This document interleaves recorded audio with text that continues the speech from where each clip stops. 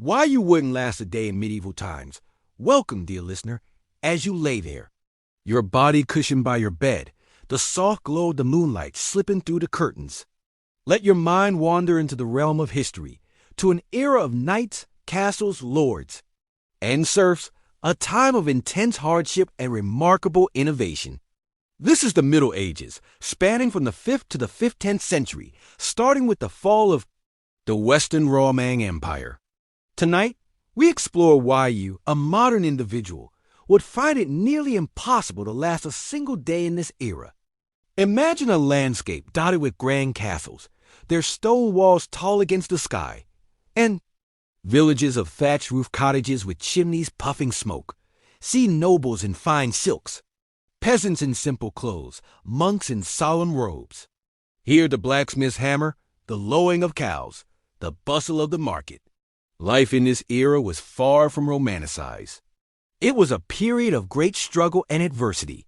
The average life expectancy was around 30 years, with most living in abject poverty, poor sanitation, rampant disease, and the constant threat of war. Imagine life without electricity, running water, or central heating. Winter meant relying on a fireplace with the risk of it going out. In summer, there was no escape from the heat or swarms of insects. Eating was no respite. Food was scarce and poor in quality, with peasants' diets limited to bread, vegetables, and a little dairy. Meat was a luxury, and without refrigerators, food poisoning was common and often fatal. Water was scarce. Wells, the main source, were often contaminated. People drank ale or beer, as alcohol killed some bacteria, but this led to issues like excessive drinking. Hygiene was vastly different. Bathing was rare, believed to open pores to disease, leading to lice, fleas, and parasites. Lack of dental care meant rampant tooth decay, with extraction without anesthesia as the solution. Medicine was primitive. Doctors had limited knowledge, and treatments like bloodletting were often harmful. Surgery, performed without anesthesia, had an extremely high mortality rate. Living conditions were harsh. Houses of wattle and daub with thatched roofs offered little insulation.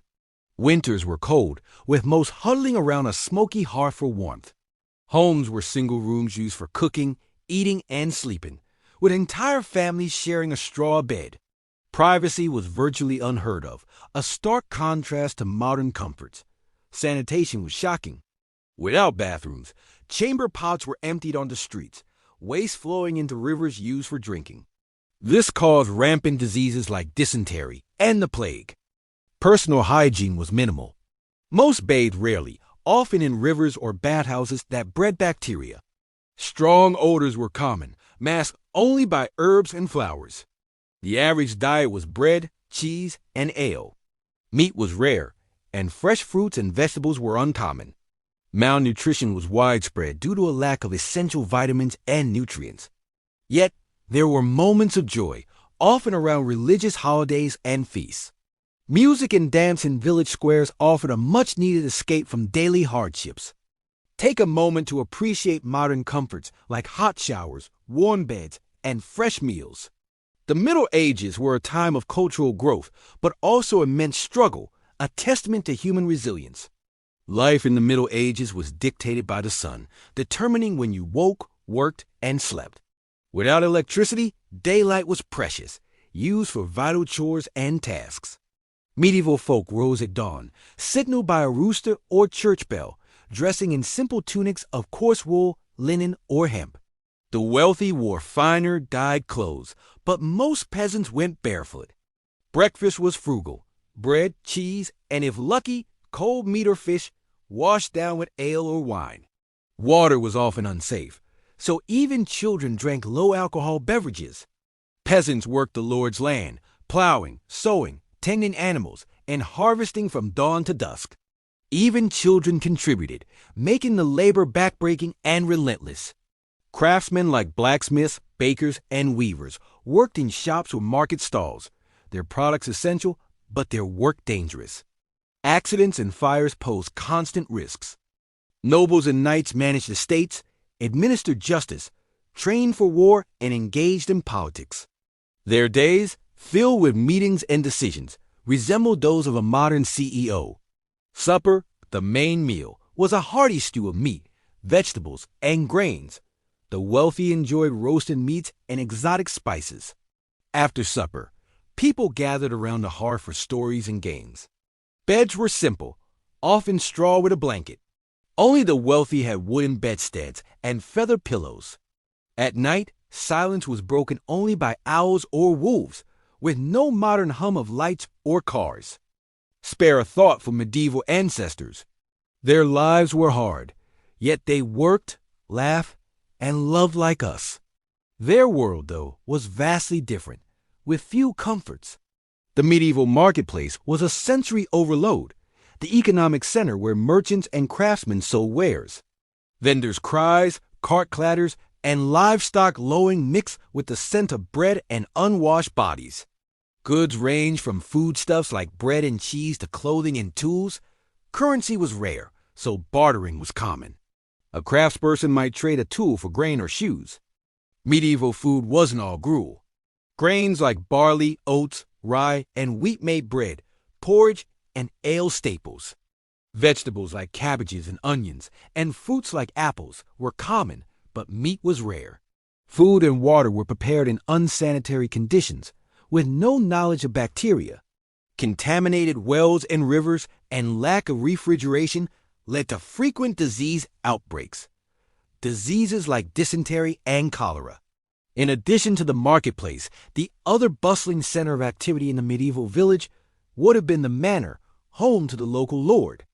The lord was the most powerful person in the village, responsible for maintaining law and order, administering justice, and protecting the villagers from outside threats. In return, the villagers were expected to work the lord's lands and pay him rent in the form of goods or services. The manor house itself would have been a large fortified structure, often surrounded by a moat for protection. Inside, you would find a great hall where the lord would hold court, a chapel for religious services, and private chambers for the lord and his family. Despite the grandeur of the manor house, life inside was not luxurious by modern standards. There was no indoor plumbing, and heating was provided by large smoky fires. The lord's power was not absolute. However, he was subject to the king, who held ultimate authority. The relationship between the lord and the king was based on a system of mutual obligations known as feudalism. The lord pledged his loyalty to the king and provided him with military service when needed. In return, the king granted the lord lands and rights over the people who lived on them. This feudal system was a fundamental aspect of medieval society, creating a hierarchy of power and privilege. At the top were the king and the nobility, who owned the land and controlled the wealth. Below them were the knights, who provided military service in exchange for land and status. At the bottom were the peasants, who worked the land and had few rights or freedoms. In the next section, we will explore the harsh reality of medieval warfare and the role of knights in society. But for now, let's take a moment to reflect on the fact that this was a time when survival was a daily struggle, and the creature comforts we enjoy today were inconceivable luxuries. As we drift off into a peaceful sleep, let's appreciate the comforts and conveniences of our modern lives and the progress that has been made over the centuries. In the end, the Middle Ages were a time of great hardship and adversity, but also a time of remarkable resilience and innovation. Life was difficult, but people found ways to adapt and survive, to create beauty and meaning in the midst of their challenges. And that, perhaps, is the most enduring lesson of the Middle Ages, the capacity of the human spirit to endure and to flourish even in the harshest of circumstances. So as we close our eyes and surrender to the soothing embrace of sleep, let's carry that thought with us into our dreams, a reminder of the strength and resilience that resides within each of us. As we delve deeper into the daily life of the medieval period, it's important to note that the rhythm of the day was very different than the one we are used to in our modern times. It was a time when the sun served as the main indicator of the time, and the need for survival necessitated early rising. A typical day would start at dawn with a quick meal known as breakfast, a term borrowed from the Old English breakfasta, which literally means to break the night's fast. This meal was usually a simple affair, consisting of a chunk of bread, some cheese, and perhaps a cup of ale. Following breakfast, the majority of the day was dedicated to work. The type of work varied greatly, depending on one's social status. If you were a peasant, your day would be filled with grueling physical labor. Medieval peasants were essentially farmers and worked the land to produce the food that was required to feed the entire kingdom. They planted and harvested crops, raised livestock, and did whatever else was necessary to maintain the estate they lived on. If you were born into the nobility, your day would look very different. While nobles did not have to perform physical labor, they were responsible for managing the land and the people who lived on it. They made important decisions about when to plant and harvest crops, how to distribute resources, and how to defend their land in the event of a conflict. This was no easy task and required a great deal of strategic thinking and interpersonal skills. The middle class, which consisted of merchants and craftsmen, also had their own set of responsibilities. A merchant's day might be spent acquiring goods and then selling them in the market. They would have to keep track of their inventory, negotiate prices, and navigate the complex world of medieval trade. Craftsmen, on the other hand, would spend their days creating the goods that were sold in the market. They would have to master their craft, whether it was blacksmithing, weaving, or carpentry, and produce high-quality products that would sell well. Lunch, the main meal of the day, was taken around midday dot. This was a more substantial meal than breakfast, and typically consisted of several courses. Bread was still the staple, but it would be accompanied by meat or fish, vegetables, and a variety of sauces and spices. The meal would be washed down with ale or wine, as water was often unsafe to drink. After lunch, work would resume until dusk. The evening meal was similar to breakfast, a simple and quick affair. After this, people would retire to their bedstock. There was no concept of leisure time as we know it today. Free time was a luxury that very few people could afford. The medieval period was a time of hard work and simplicity. Life was dictated by the seasons and the demands of survival. But despite its hardships, it was also a time of community and shared responsibility. People relied on each other for survival and worked together to ensure the well-being of their community. It was a time when the line between life and death was often thin, but it was also a time when people truly lived in the moment. Aware of the fragility of life and the importance of each day dot as we continue our journey through the medieval times, remember to keep in mind the vast differences between our modern lives and those of our ancestors. It's easy to romanticize the past, but the reality was often much more complex and challenging. Yet, it's also important to remember that our ancestors were just as human as we are. They laughed, cried, loved, and dreamed just like we do. They were a product of their time, just as we are a product of ours. As we learn more about their lives, we can gain a deeper understanding of our own history and perhaps even a new perspective on our own lives. Now, as you close your eyes and drift off to sleep, let your mind wander back to the medieval times. Imagine the sound of the rooster crowing at dawn, the smell of fresh bread baking in the oven. The feeling of the cool morning air on your face as you step outside to start your day. Let these images lull you to sleep as we prepare to continue our journey through the medieval times in our next session. As we continue our journey through the medieval period, delving into the everyday life of the average person, we find ourselves stepping into the world of a medieval peasant. The life of a peasant during medieval times was drastically different from the lives we lead today, filled with hardships and adversity that are difficult for us to fully comprehend. The average peasant's days started at dawn with the rising of the sun. This was long before the invention of alarm clocks, so the first light of day signaled the beginning of their labor-intensive routines. The majority of peasants were farmers, their lives strictly dictated by the changing seasons and what they could grow. In the spring, they would begin by plowing their fields using rudimentary tools made from wood and iron. This was a grueling task, often taking several weeks to complete. Once the fields were plowed, they would then begin sowing the seeds for their crops. Wheat, barley, oats, rye, and legumes were among the most common crops grown. The work was backbreaking, requiring long hours of physical labor in the fields. After the seeding process, the peasants' focus shifted to the maintenance of their crops. They would spend the summer months weeding and ensuring their crops were receiving enough water. This was a constant battle against nature, as unexpected storms or droughts could easily destroy their hard work and leave them without food for the coming winter. When autumn arrived, it was time for the peasants to reap what they had sown. The harvest was a crucial time, determining whether they would have enough food to survive the winter. After the harvest, the remaining stalks and straw were used for a variety of purposes. They provided fodder for the livestock, bedding for the family, and thatch for the roofs of their homes. Winter, in contrast, was a time of relative inactivity. The fields lay low, and the peasants spent their time carrying out repair work on their homes or tools, as well as tending to their livestock. Cattle, sheep, pigs, and chickens were typical animals that a peasant might raise. These animals provided them with essential resources like milk, wool, meat, and eggs. In addition to farming, peasants also had to pay taxes to their feudal lord. These taxes were often paid in the form of crops or labor. It was not uncommon for a peasant to spend several days each year working on the lord's lands as part of their tax obligation. This was known as the corvée system and was a significant burden on the peasant population. Despite the hardships, life wasn't always work for the peasants. They did have some time for rest and recreation. Sundays were usually kept as a day of rest and worship. The church played a significant role in the lives of the peasants, providing them with spiritual guidance and a sense of community.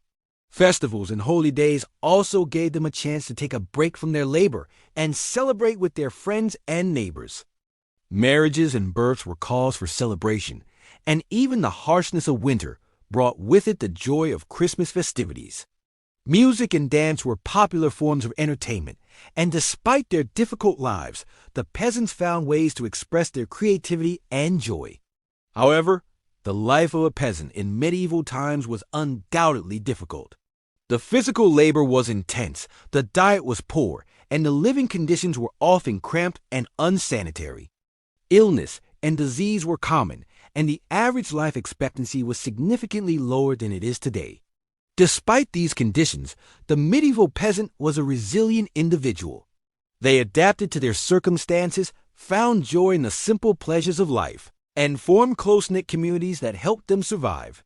Their lives were far from easy, but they laid the groundwork for many of the farming practices we still use today. As we drift off to sleep tonight, let's appreciate the comforts and conveniences of modern life that we often take for granted. As we journey further into the past, we continue to gain perspective on our present, understanding the struggles and triumphs that have shaped our world. In our next section, we will explore the world of the medieval knight, tunneling deeper into the intricate layers of medieval society. But for now, let's let the rhythm of a peasant's life lull us into a peaceful and restful slumber. In our seventh segment, we delve into the social structure of the medieval era, a time when society was starkly divided into classes, and one's birth essentially determined the course of their life. The feudal system, which was the primary social structure during the medieval period, was akin to a pyramid. At the top was the king, who granted land to his most important noblemen, known as barons. Below the barons were the knights. And at the very bottom were the peasants, who made up the vast majority of the population. Life at the top of the pyramid was relatively comfortable. Kings and noblemen lived in grand castles, surrounded by servants who catered to their every whim. They dined on a variety of foods, including meat, fish, and exotic fruits, while wearing luxurious clothing made of silk and velvet. Despite this, their lives were far from easy. Kings and noblemen were constantly involved in political maneuvering and warfare as they sought to protect their lands and increase their power. Knights, situated in the middle of the social pyramid, had a slightly different experience. They were granted land by their lords in return for their military service. Knights were expected to be brave, chivalrous, and skilled in combat. Their lives were dominated by warfare and the pursuit of honor. Despite the romanticized image we have of knights today, their lives were often brutal and short. Many knights died young, either in battle or as a result of the injuries they sustained. Life at the bottom of the pyramid, the life of a peasant, was incredibly hard. Peasants worked long hours in the fields, growing crops to feed themselves and their lords. They lived in simple one-room huts with dirt floors and few possessions. Their diet consisted mainly of bread, vegetables, and occasionally a bit of cheese or bacon. Despite their hard work, peasants were often at the mercy of their lords, who could raise rents or demand more labor at any time. The medieval period was also a time of religious fervor. The Catholic Church was the dominant religious institution, and its influence permeated every aspect of life. The Pope, who was considered God's representative on earth, held enormous power. People were expected to attend church services, regularly pay tithes to the church, and live their lives according to Christian teachings. Those who didn't were considered heretics and could face severe punishment, including excommunication or even death. The Middle Ages were also a time of great intellectual activity. Despite the widespread illiteracy, monasteries were the centers of learning, where monks painstakingly copied out books by hand. These works, many of them religious texts, were the primary source of knowledge. During this time, the medieval era was a time of stark contrast. On one hand, it was a time of great beauty, with the construction of magnificent cathedrals and the creation of stunning works of art. On the other hand, it was a time of great brutality and suffering, with constant warfare, widespread poverty, and a lack of basic human rights. As we continue our journey through the medieval era, we will explore more about the lives of the people who lived during this time, the challenges they faced, and the innovations they made despite the hardships. The medieval period was a time of great change and progress, setting the stage for the modern world we know today. Take a moment to imagine living in this era.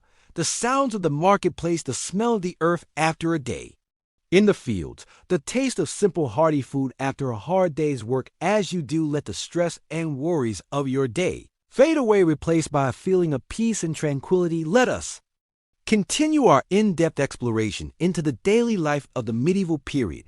As our journey through time unfolds, you might begin to realize that a day in the life of a medieval individual was far from the romanticized versions often depicted in popular culture. For the average person living in medieval Europe, life was far from easy. The day would begin at dawn with the first light of the sun. Most people lived in small one-room houses with thatched roofs. These houses offered little in the way of privacy or comfort.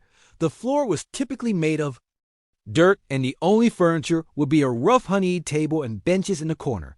There would be a small fire pit for cooking and warmth. The house would often be shared with livestock, adding to the discomfort. Upon rising, the medieval individual would start their day by attending to their chores, which was primarily dictated by their particular social status and occupation. The majority of people were peasants working the land for their feudal lord. Their day would be spent in hard labor, tilling the fields, planting crops, and taking care of the livestock. They would work from sun up to sundown, with only a short break for lunch. Food in the medieval period was also a far cry from what we are accustomed to today. The average diet consisted mainly of bread, porridge, and vegetables. Meat was a luxury that few could afford, and fruits were only available seasonally. The lack of variety and nutrition in the diet often led to health problems, including malnutrition and scurvy for those living in towns and cities. Life was somewhat different, but no less harsh. The streets were narrow, crowded, and dirty, with waste and garbage often thrown into the street. Sanitation was a major problem, leading to frequent outbreaks of disease. The bubonic plague, also known as the Black Death, wiped out a third of Europe's population in the 14th century. On top of these physical hardships, there was also the psychological toll of living in a society where life was cheap and violence was commonplace. The threat of war was ever present, with kingdoms and fiefdoms constantly in conflict. Public executions were common, and the rule of law was often arbitrary and brutal. Yet despite these hardships, people in the medieval period found ways to enjoy life. They celebrated festivals and holidays with great enthusiasm, often involving music, dance, and copious amounts of alcohol. Religion also played a major role in their lives, providing a sense of purpose and community. Religion was not just a matter of personal belief, but a central part of everyday life. The church played a significant role in the community, providing not only spiritual guidance, but also basic social services to local. Priests would often be the only person in the village who could read and write. He would perform weddings, funerals, and baptisms, and also provide basic medical care in conclusion. Life in the medieval period was a constant struggle for survival. It was a time of harsh realities where the average person lived a life of hard labor, poor nutrition, and constant uncertainty, yet it was also a time of deep faith and communal bonds where people found joy in the simple pleasures of life. If you were to spend a day in medieval times, you would likely find it a challenging but also profoundly human experience. As we continue to delve further into the medieval era, we will explore more about the intricacies of daily life, the societal structure, and the cultural beliefs that shaped this fascinating period in history. So close your eyes and imagine a world far removed from our own where life was simple yet fraught with challenges. We'll continue our journey through the ages, immersing ourselves in the sights, sounds, and experiences of the medieval times as we continue our journey into the gripping yet often unsettling world of medieval times. Let us now turn our attention to the intricate social order of the period, which was a far cry from what we are accustomed to in our modern democratic societies. In the medieval world where you were born and to whom had a profound impact on your lot in life, the social structure was rigidly hierarchical and opportunities for social mobility were few and far between. At the top of the social pyramid was the monarch, the ultimate authority, who ruled by divine right. The king was the law, his word was final, and his power was absolute. Just below the king were the nobles. The nobility was a privileged class enjoying wealth, power, and prestige. They owned vast tracts of land, lived in opulent castles, and commanded private armies, yet they too had obligations. They were expected to provide military service to the king, administer justice, and maintain order in their territories. Beneath the nobles were the knights, a warrior class who owed their allegiance to a lord. Knights were professional soldiers trained from a young age to fight in the king's wars. They were rewarded with land and privileges, but their lives were not easy. They were expected to be brave, loyal, and honorable, to uphold the chivalric code, and to be ready to lay down their lives for their lord and king. Next came the clergy, who held a unique position in medieval society. They were not only spiritual leaders, but also wielded significant temporal power. The church was the richest and most powerful institution in medieval Europe, owning vast estates, collecting tithes, and exercising influence over all levels of society. The clergy were often the only literate people in the community, and they played a crucial role in education, charity, and administration. And then at the bottom of the social pyramid were the peasants. This was the largest and most disadvantaged group in medieval society. They worked the land, tilled the fields, and tended the livestock. Their labor providing the food and other resources that sustained the entire society, yet they were often treated as little more than chattels tied to the land and their lord, with few rights and little hope of improving their circumstances. Life as a peasant was hard and unrelenting. The working day started at dawn and ended at dusk, with only a few short breaks for meals. The work was physically demanding, and there was no respite. Weekends, no holidays, and yet the fruits of their labor mostly went to their lord in the form of rent, taxes, and services. Food was simple and monotonous. A typical diet consisted of bread, porridge, and vegetables, with meat and fish being a rare luxury. Clothing was coarse and practical, made from wool or linen, and often worn until it fell apart. Homes were small, dark, and crowded, with entire families living in a single room. Peasants were subject to the will of their lord, who had the power to decide almost every aspect of their lives. They could be bought, sold, or given away at their lord's whim.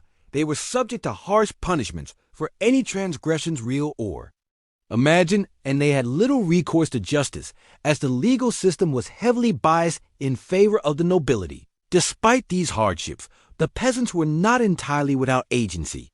They had their own customs and traditions, their own ways of making sense of the world. They celebrated the changing seasons, the harvest, and the holy days, finding joy and solace in their communities and their faith. And so as we reach the end of this section of our journey, let us take a moment to reflect on the resilience and tenacity of the human spirit. Even in the face of such adversity, the world of the medieval peasant may seem harsh and unforgiving to us now, but it was their reality, their everyday life, and they found ways to endure, to survive, and even to thrive in their own humble way.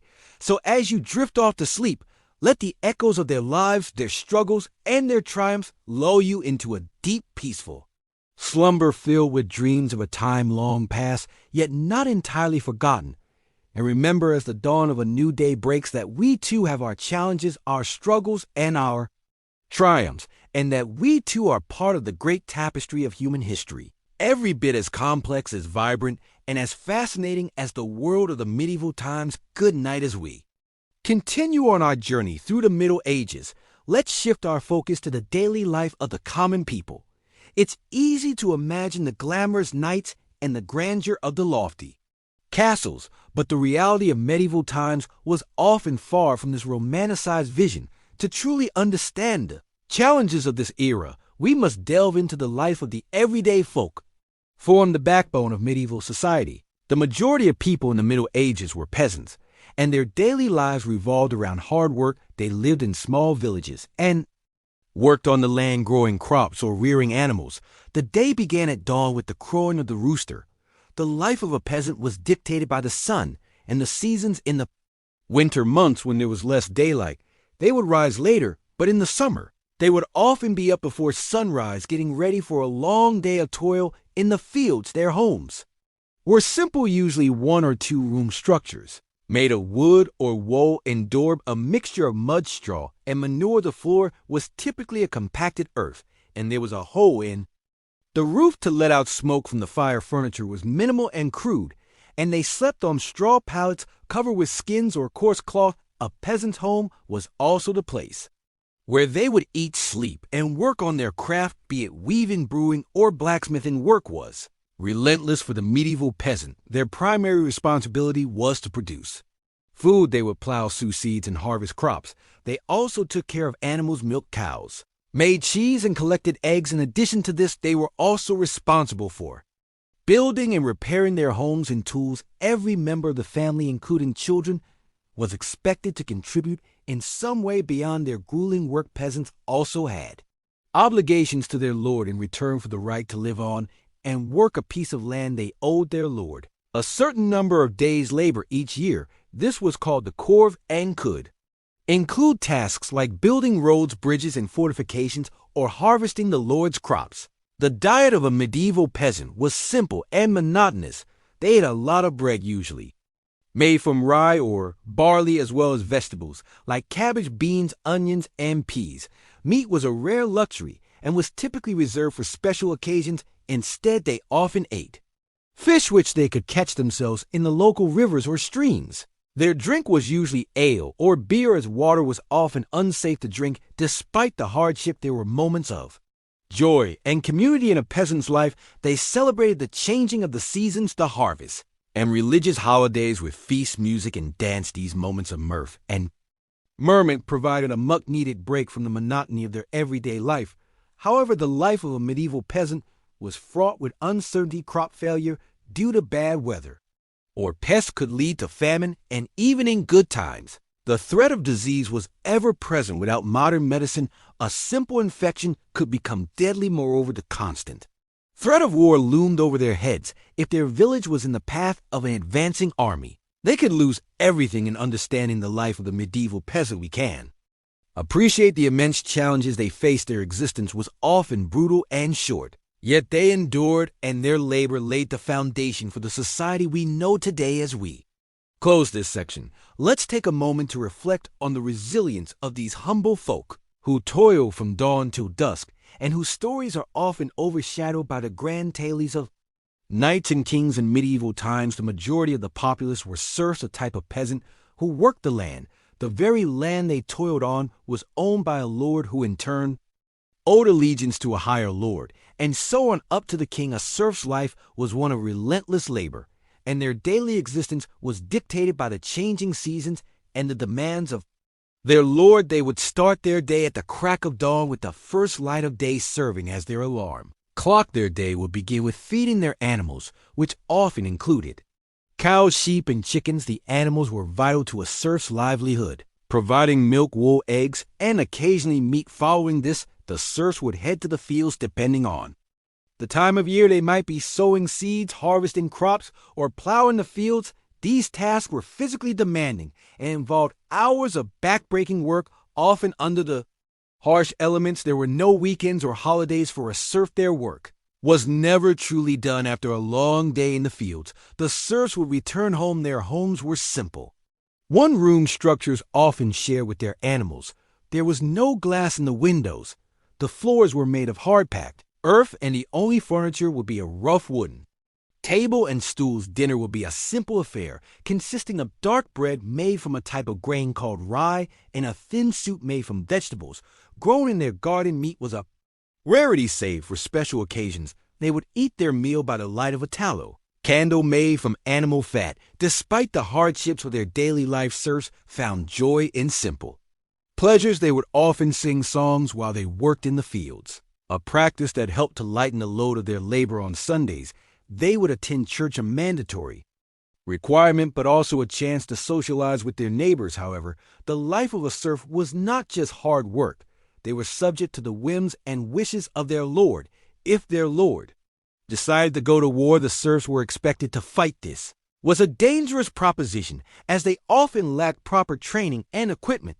The life of a serf was also precarious. A bad harvest could lead to starvation, and disease was a constant threat. Without access to modern medical treatments, a simple injury or illness could easily turn deadly. As we weave through the tapestry of history, it becomes clear that our modern conveniences are a product of centuries of progress.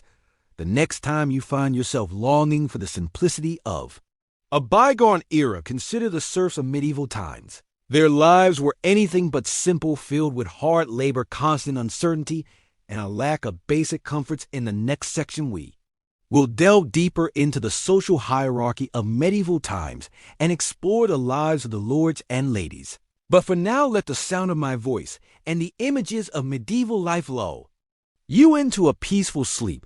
Remember, the past is a different country. They do things differently.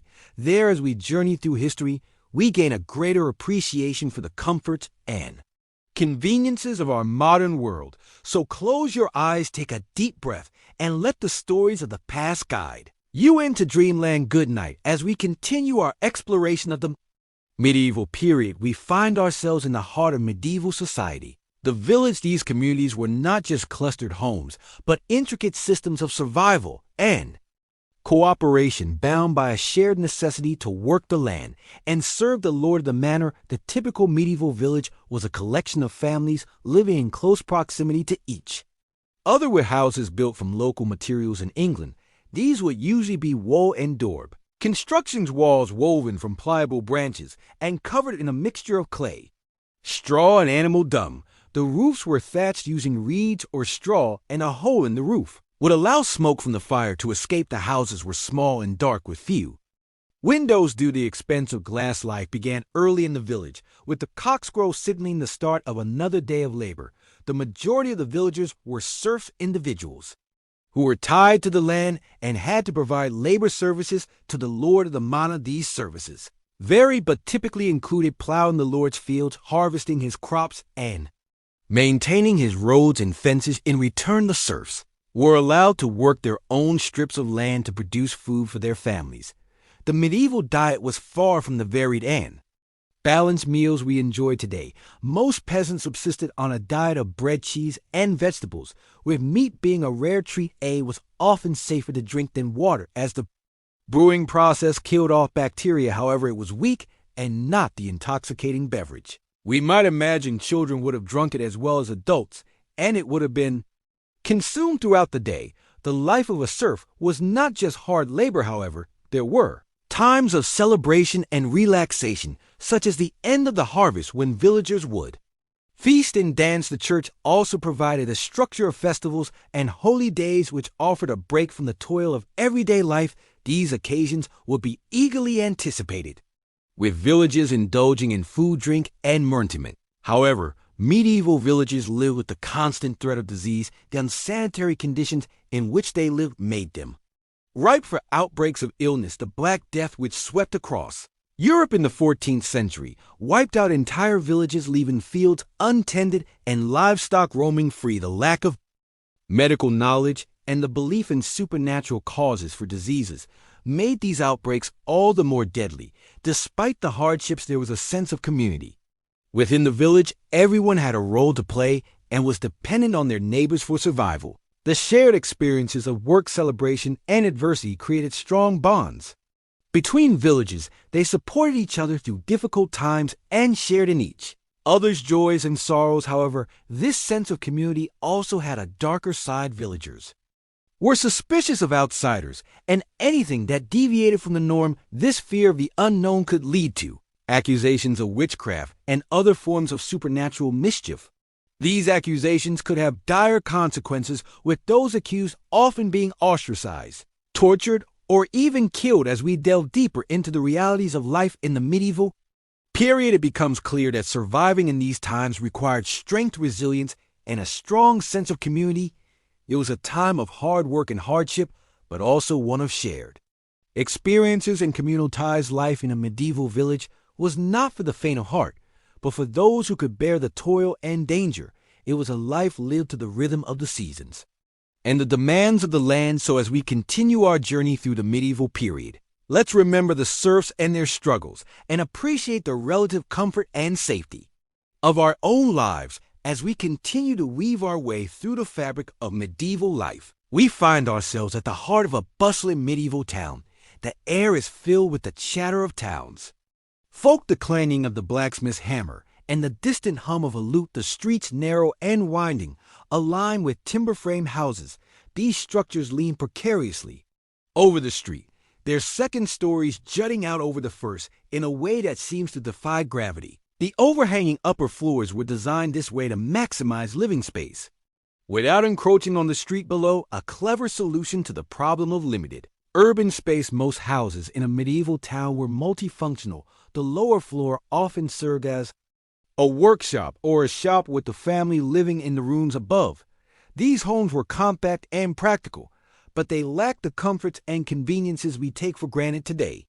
There was no running water, no central heating, and no electricity. Instead, people relied on wells or nearby rivers for water use, fireplaces for warmth, and candles or rushlights for illumination. Privacy was also a luxury that many could not afford in the Middle Ages.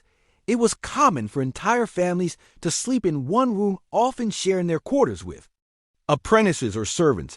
This close living quarters, combined with the lack of sanitation, meant that illness could spread rapidly through a household. It was not uncommon for entire families to be wiped out by diseases, such as the bubonic plague, which decimated the population of Europe in the 14th century. Medieval towns were also notoriously dirty.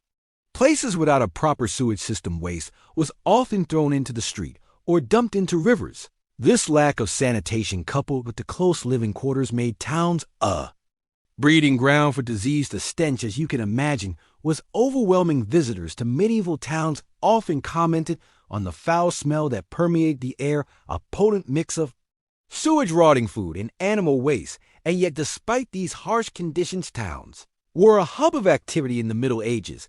They were the economic heart of medieval society, where goods were produced and traded. Towns were home to a variety of craftsmen, including blacksmiths, bakers, weavers, and brewers, all of whom played a vital role in the economy.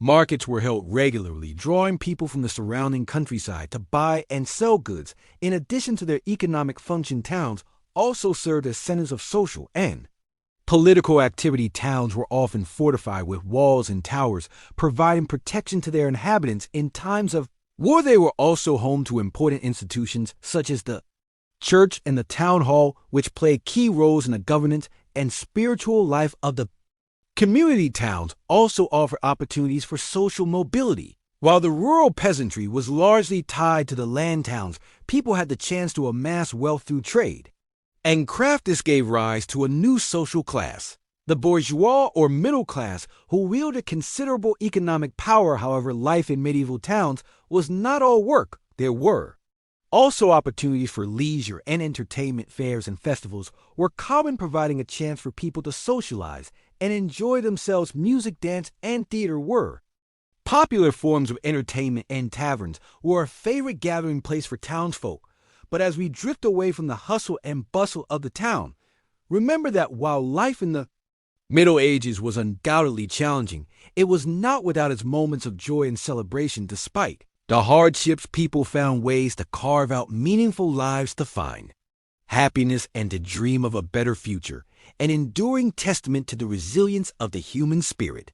As we continue our journey through this fascinating period in history, let us carry with us not only an understanding of the challenges faced by those who lived in medieval times, but also a deep appreciation for their resilience, their ingenuity, and their unyielding hope as we continue our journey into the Middle Ages. Let us now delve into the fascinating and somewhat harsh realities of daily life during this period. The medieval lifestyle was a stark contrast to the comforts and conveniences we enjoy today, and it's not difficult to understand why surviving in such times would be a daunting task for many of us. Firstly, the concept of hygiene as we know it today was significantly different during the Middle Ages. Bathing was not a daily ritual, and public baths were more a space for socializing and cleanliness. The water used in these communal wash places was rarely changed throughout the day, which meant the last person to bathe was essentially washing in the dirt and grime of everyone who had bathed before them. This lack of personal hygiene led to outbreaks of diseases such as the infamous Black Death. Now let's talk about the dietary habits of the medieval populace. The diet during the Middle Ages was not particularly varied or nutritional. Meat was a luxury that only the wealthy could afford on a regular basis, while the poor subsisted on a diet primarily composed of grains and vegetables. This lack of diversity in the diet often led to malnutrition and other health problems. Moreover, the cooking methods of the time were primitive, and food was often overcooked or undercooked, leading to digestive issues. In terms of housing, the dwellings of the medieval period were far from comfortable.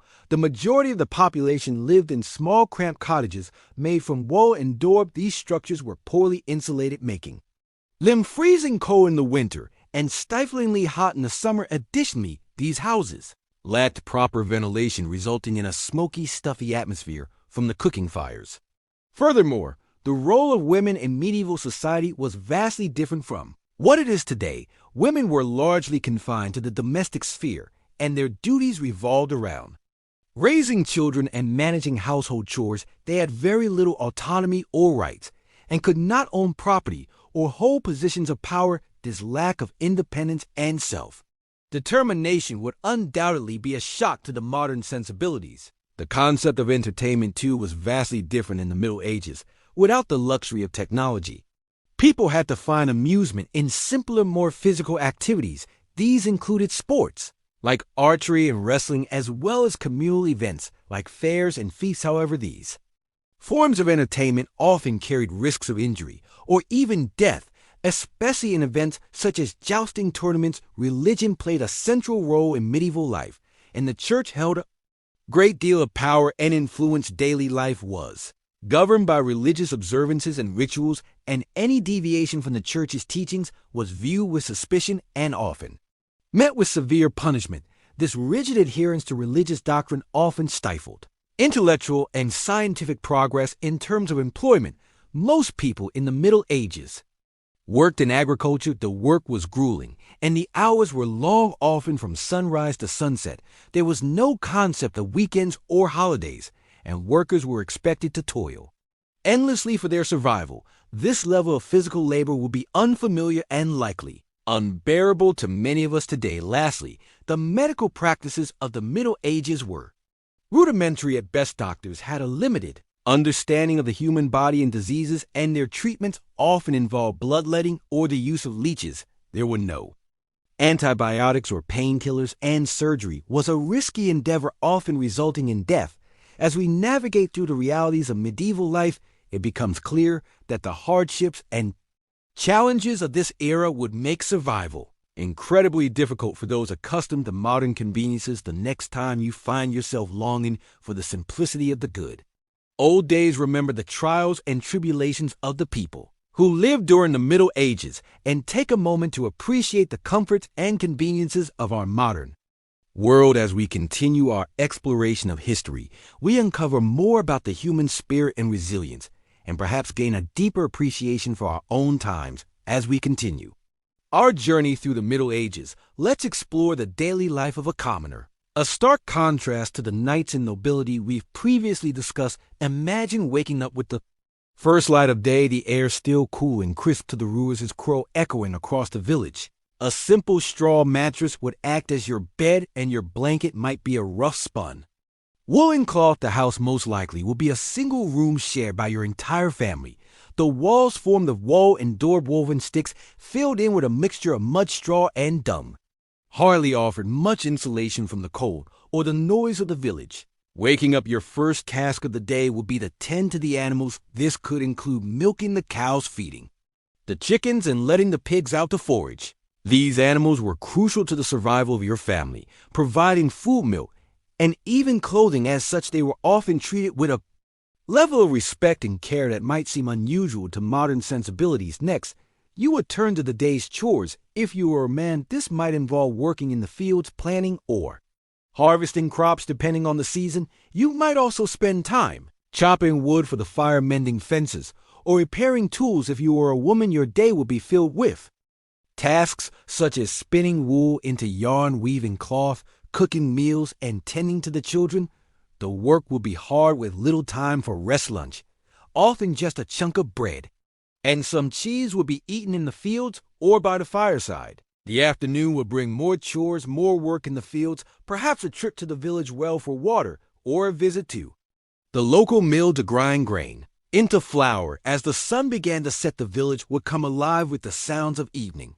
The cows would be brought in from the fields, the chickens cooped up for the night, and the fire stoked for the evening meal. This meal, often a simple stew of vegetables and whatever meat was available, would be a time for the family to come together to share the day's news and enjoy each other's company after the meal. There might be a few hours for relaxation. Perhaps you would sit by the fire mending clothes or carving wooden utensils. Perhaps you would listen to stories told by the elders, tales of heroes and monsters that have been passed down through the generations. Or perhaps you would simply sit in quiet contemplation, staring into the fire and dreaming of a better life. By the time you crawled into bed, the fire would be dying down, and the only sound would be the soft snoring of your family and the distant hoot of an owl. You would fall asleep knowing that tomorrow would bring more of the same. More work, more chores, more struggles, but also more moments of joy, more stories, more dreams. Life in the Middle Ages was hard, but it was not without its moments of beauty. The changing of the seasons, the birth of a new lamb, the harvest of the crops. These were all occasions for celebration. The sense of community was strong, with everyone working together for the common good. And despite the hardships, people found ways to enjoy life, to laugh, to love, to dream. So as we continue our journey through the Middle Ages, let's not forget the common people, the men and women who worked the land, raised the animals, and kept the fires burning. Their lives may seem difficult to us, but to them, it was simply life. And in that life, they found moments of joy, moments of beauty, moments of peace. And isn't that, after all, what we all seek in our own lives? As the night deepens and the stars twinkle overhead, let your mind wander back to those simple, hard-working people of the Middle Ages. Imagine their lives, their struggles, their joys. And as you drift off to sleep, remember that we are all connected through time and space by the simple act of living, of working, of dreaming. Good night, dear listener. Sleep well. In our exploration of medieval times, we have journeyed through the harsh realities of life in the period, examining the societal dynamics, the basic amenities, and the physical and mental tolls of the era. As we continue our exploration, we delve deeper into the arduous daily routines of a medieval person. The day would typically start at dawn. Medieval people didn't have the luxury of alarm clocks, but they did have nature's own alarm system, the crowing of the rooster. As the sun began to peek over the horizon, the rooster's call would echo through the countryside, signaling the beginning of a new day. The medieval household would stir, with the lady of the house being among the first to rise. her tasks for the day were manifold. In a society that was largely agrarian, the wife's role was crucial for the family's survival. She would tend to the garden, milk the cows, and ensure that the livestock were well fed and cared for. She would also prepare meals, clean the house, and care for the children, the elderly, and the sick. The husband, meanwhile, would have his own set of tasks. Depending on his profession, he might spend his day tilling the fields, shoeing horses, crafting tools, or constructing buildings. The work was physically demanding and often dangerous.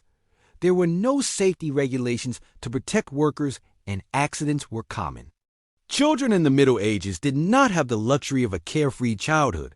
They were expected to contribute to the household from an early age. Once a child reached the age of 7, they could be sent away to work as an apprentice or a servant in another household.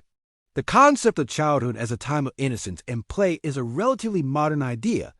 Education was not a priority in medieval times. Most people were illiterate, and formal education was reserved for the privileged few. The church was the primary source of education, and monks were among the most educated people of the time. They would spend their days in monastic libraries, painstakingly copying out manuscripts by hand. Despite the hardships of daily life, medieval people did have leisure time. They enjoyed music, dancing, and games. The church also provided a source of entertainment with its numerous feast days and festivals. These were times of celebration and merriment when people could forget their toil for a while and simply enjoy themselves. But even in their leisure time, the harsh realities of life in the Middle Ages were never far away. The specter of disease was always present, with outbreaks of illnesses such as the bubonic plague decimating entire communities. Lack of sanitation and understanding of disease transmission meant that these outbreaks were often deadly. As we drift towards the end of this section, we are reminded of the resilience of the human spirit. Despite the harsh realities of life in the medieval times, people found ways to survive, to thrive, and to find joy in the midst of adversity. As we close our eyes and imagine the sounds of the rooster crowing, the smell of the morning dew, and the rhythmic patterns of daily life, we can appreciate the simple beauty of life in the Middle Ages. In the next section, we will delve into the intricacies of medieval politics and the role of the church in shaping society. But for now, let's allow the images of daily life in the Middle Ages to lull us into a peaceful sleep, a reprieve from the rigors of our own day-to-day existence. As we continue our journey through the medieval period, we now delve into the realm of education and social mobility. Education was not a universal right or expectation, as it is in many parts of the world today. Rather, it was a privilege reserved for the upper echelons of society, specifically the nobility and the clergy. The common folk, who constituted the vast majority of the population, were usually illiterate. Their children learned the trade of their parents, with sons following in their father's footsteps as farmers, craftsmen, or fishers, while daughters learned the art of maintaining a household from their mothers. To understand education in the Middle Ages, one must first understand the role of the church, which was the central provider of knowledge. The church was the institution that held the monopoly on learning, and the monasteries were the primary centers of education. Boys who were destined for the clergy would enter monastic schools around the age of 7. There, they would receive a basic education in Latin, the language of the church, as well as rudimentary instruction in grammar and arithmetic. The monastic schools also served as a kind of scholarship system for talented boys from less privileged backgrounds. The children of nobles, on the other hand, were usually tutored at home by private teachers. These children were taught not only Latin and Greek, but also philosophy, theology, and the sciences, along with practical skills like horse riding, sword fighting, and managing a household. Girls, regardless of their social status, received little to no formal education. Instead, they were taught the domestic skills that were deemed necessary for their future roles as wives and mothers. They learned to spin and weave, to manage a household, to care for the sick, and to prepare food. In some cases, noble girls were taught to read and write, but this was the exception rather than the rule. For ordinary men and women, life in the medieval era was primarily about survival. the harsh realities of daily life left little room for intellectual pursuits. Peasants toiled from dawn to dusk in the fields, while craftsmen spent their days honing their skills in their trades. Evenings were spent in rest and recovery, preparing for the next grueling day of labor. But despite these hardships, there was a chance, albeit slim, for social mobility. A commoner could potentially elevate his status. Through various means, an apprentice could become a master in his craft and establish his own business. A peasant could save enough money to buy his own land and become a landowner. Soldier could distinguish himself in battle and be awarded a title of nobility. However, these opportunities were few and far between, and the majority of people remained in the social class into which they were born. The justice system of the medieval period was also a significant factor in the lives of the common people. Courts were often biased in favor of the nobility, and punishments for crimes were severe. Common punishments included fines, public humiliation, and physical harm such as flogging or mutilation. For the most serious crimes, the penalty was death, often by hanging or beheading. Interestingly, the concept of prisons as places for long-term incarceration did not exist.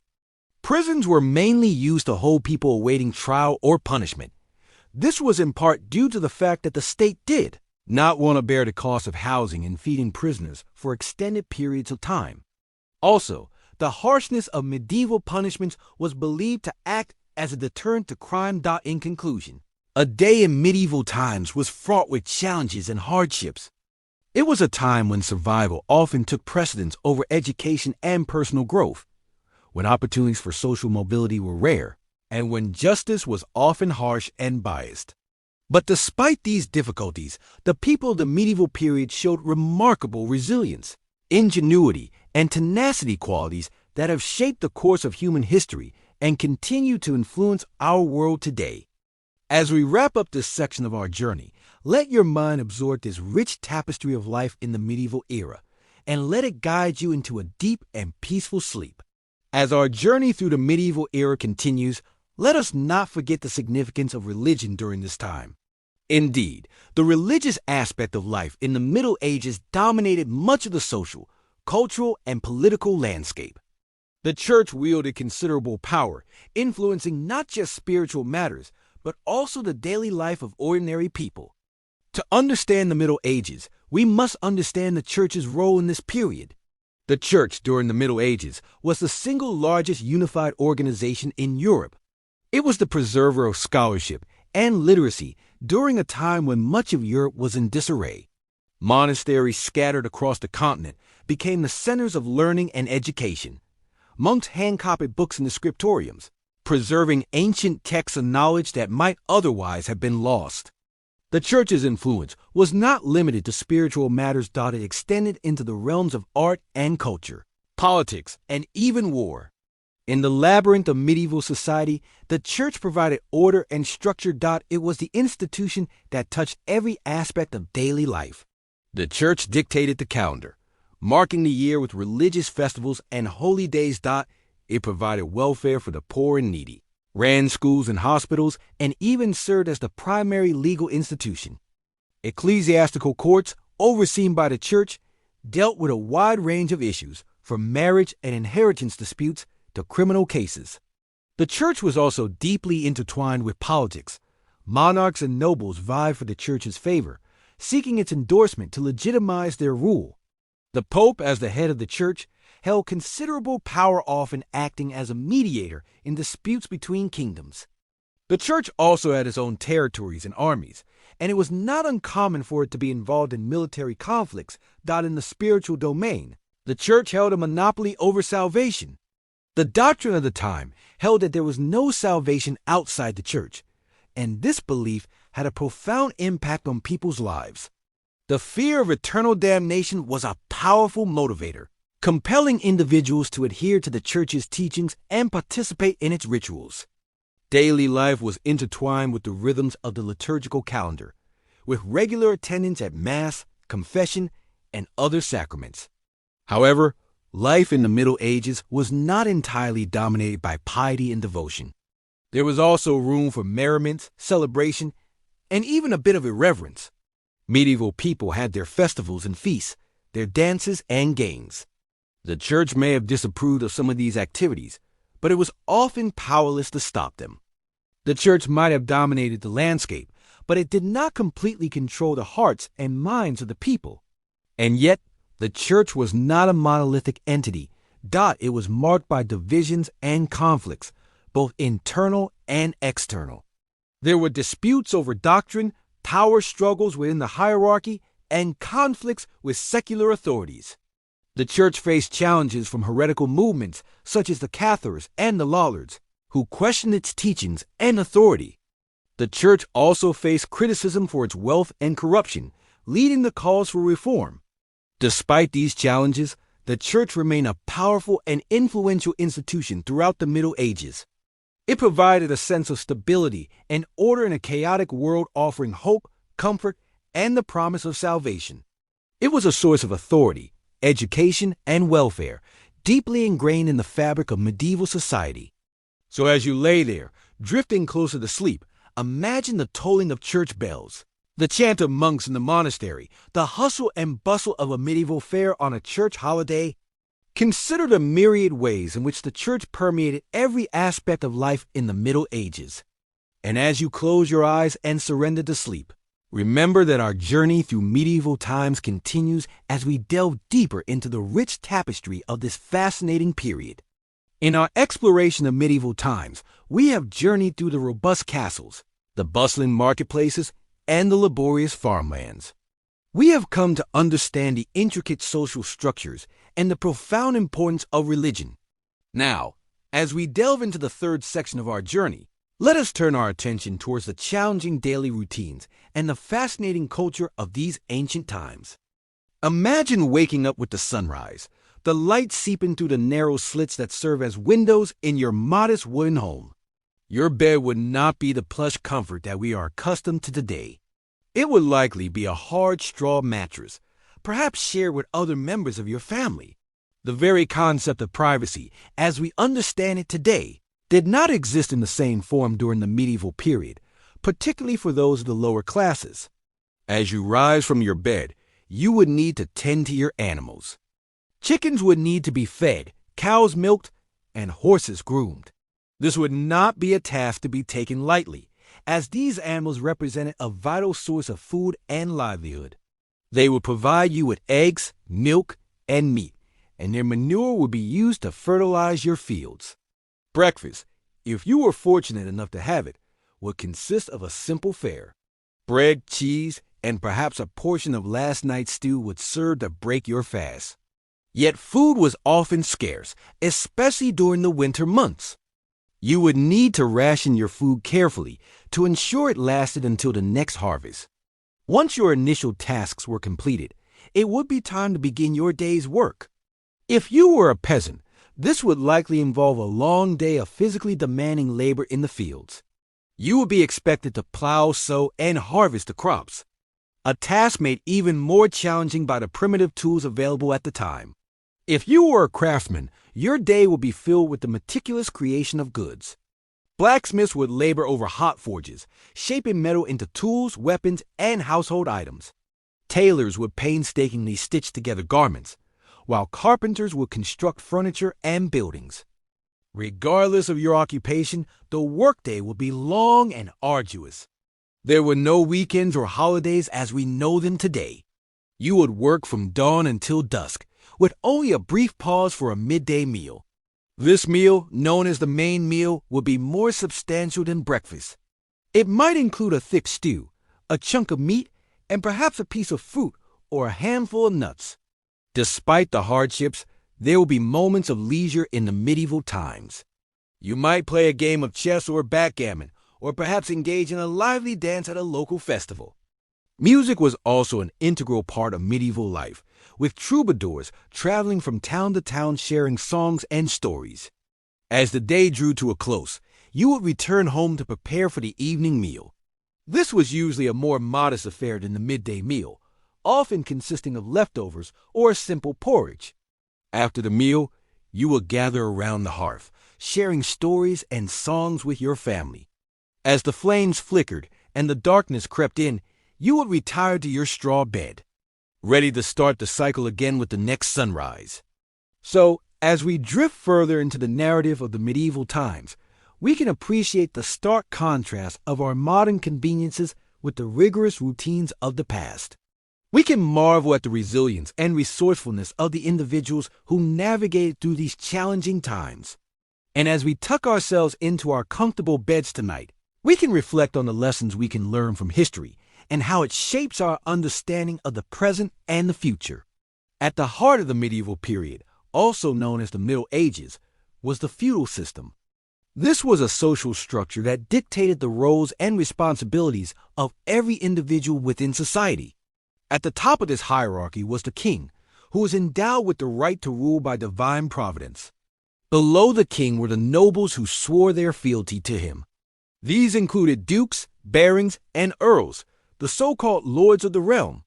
Their oath of loyalty included a promise to provide the king with knights for military service, a practice that was commonplace during this era of frequent territorial disputes. In return for their loyalty and service, the king granted these noblemen land, also known as fiefs. These lands were worked by serfs or peasants who were bound to the land and not allowed to leave without the lord's permission. It's important to remember that serfdom wasn't considered slavery, but it was far from a life of freedom. Serfs were required to work the land, growing crops and raising livestock, which could be claimed by their lord at any time. They also had to pay taxes and were subject to the lord's justice.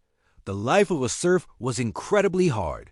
They lived in small, cramped cottages with thatched roofs and walls made from wattle and daub, a mixture of clay, straw, and animal dung.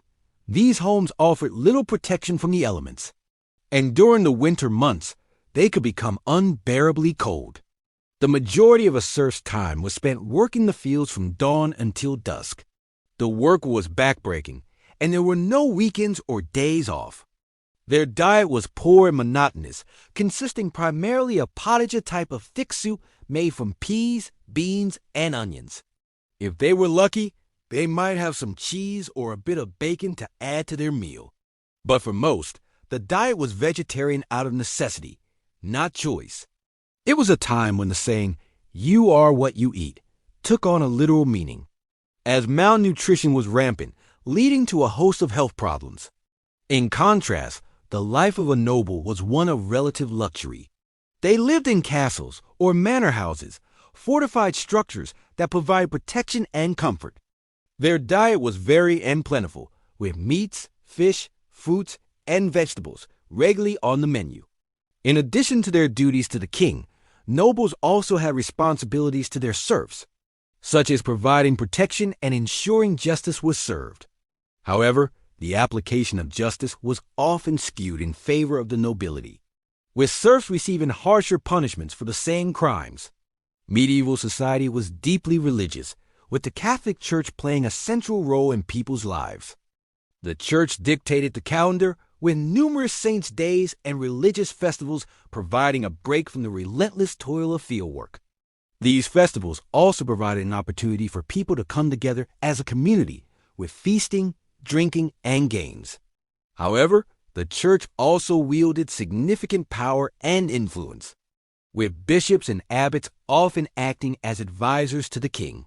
The Church had its own system of law, known as canon law, which was used to regulate matters of faith and morality. This included everything from marriage and divorce to heresy and blasphemy.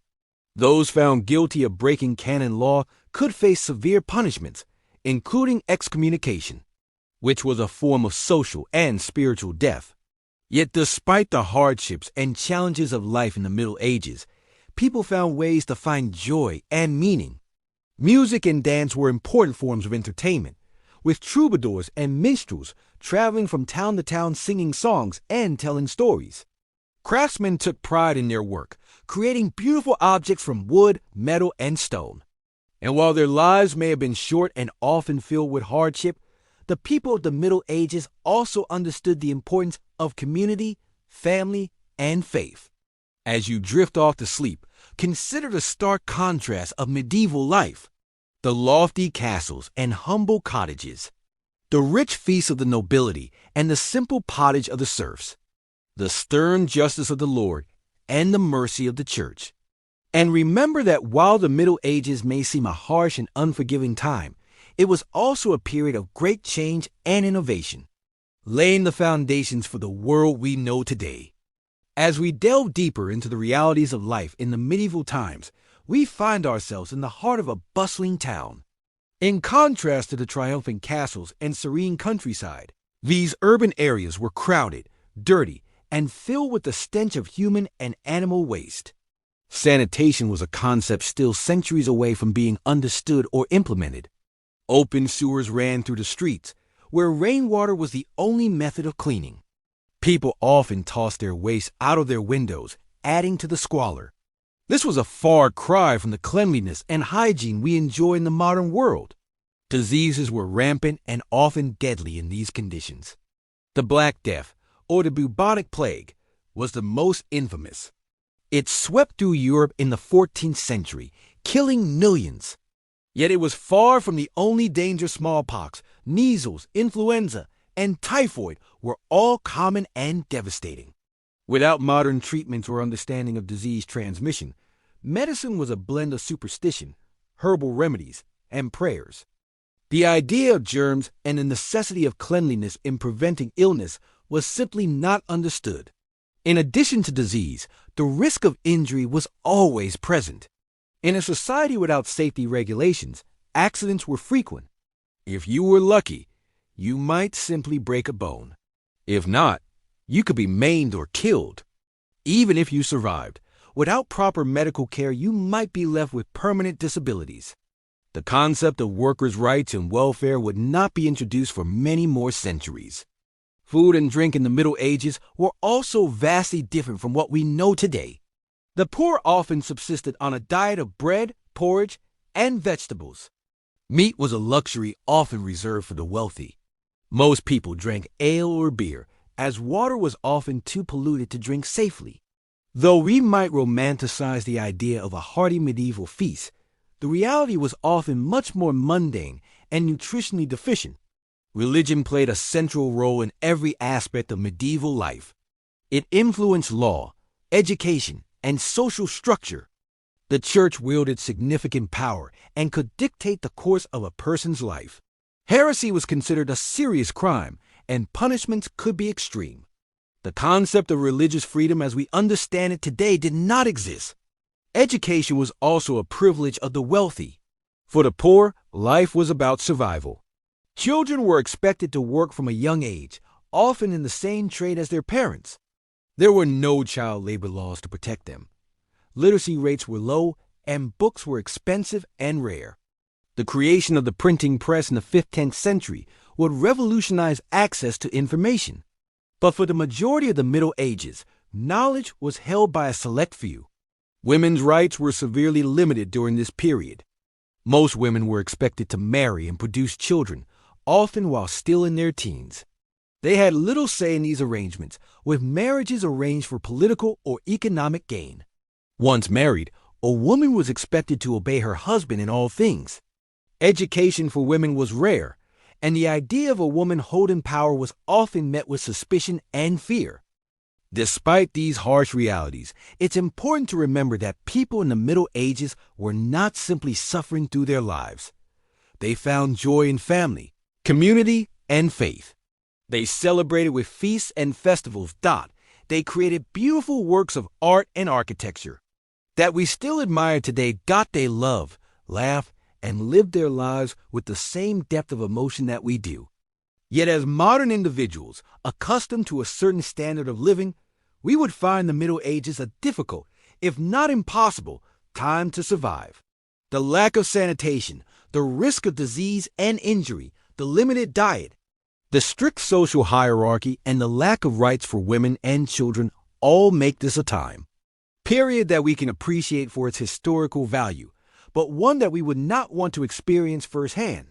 As we continue to explore the past, let these insights lull you into a deep sleep, carrying with you a newfound appreciation for the comforts and conveniences of the present.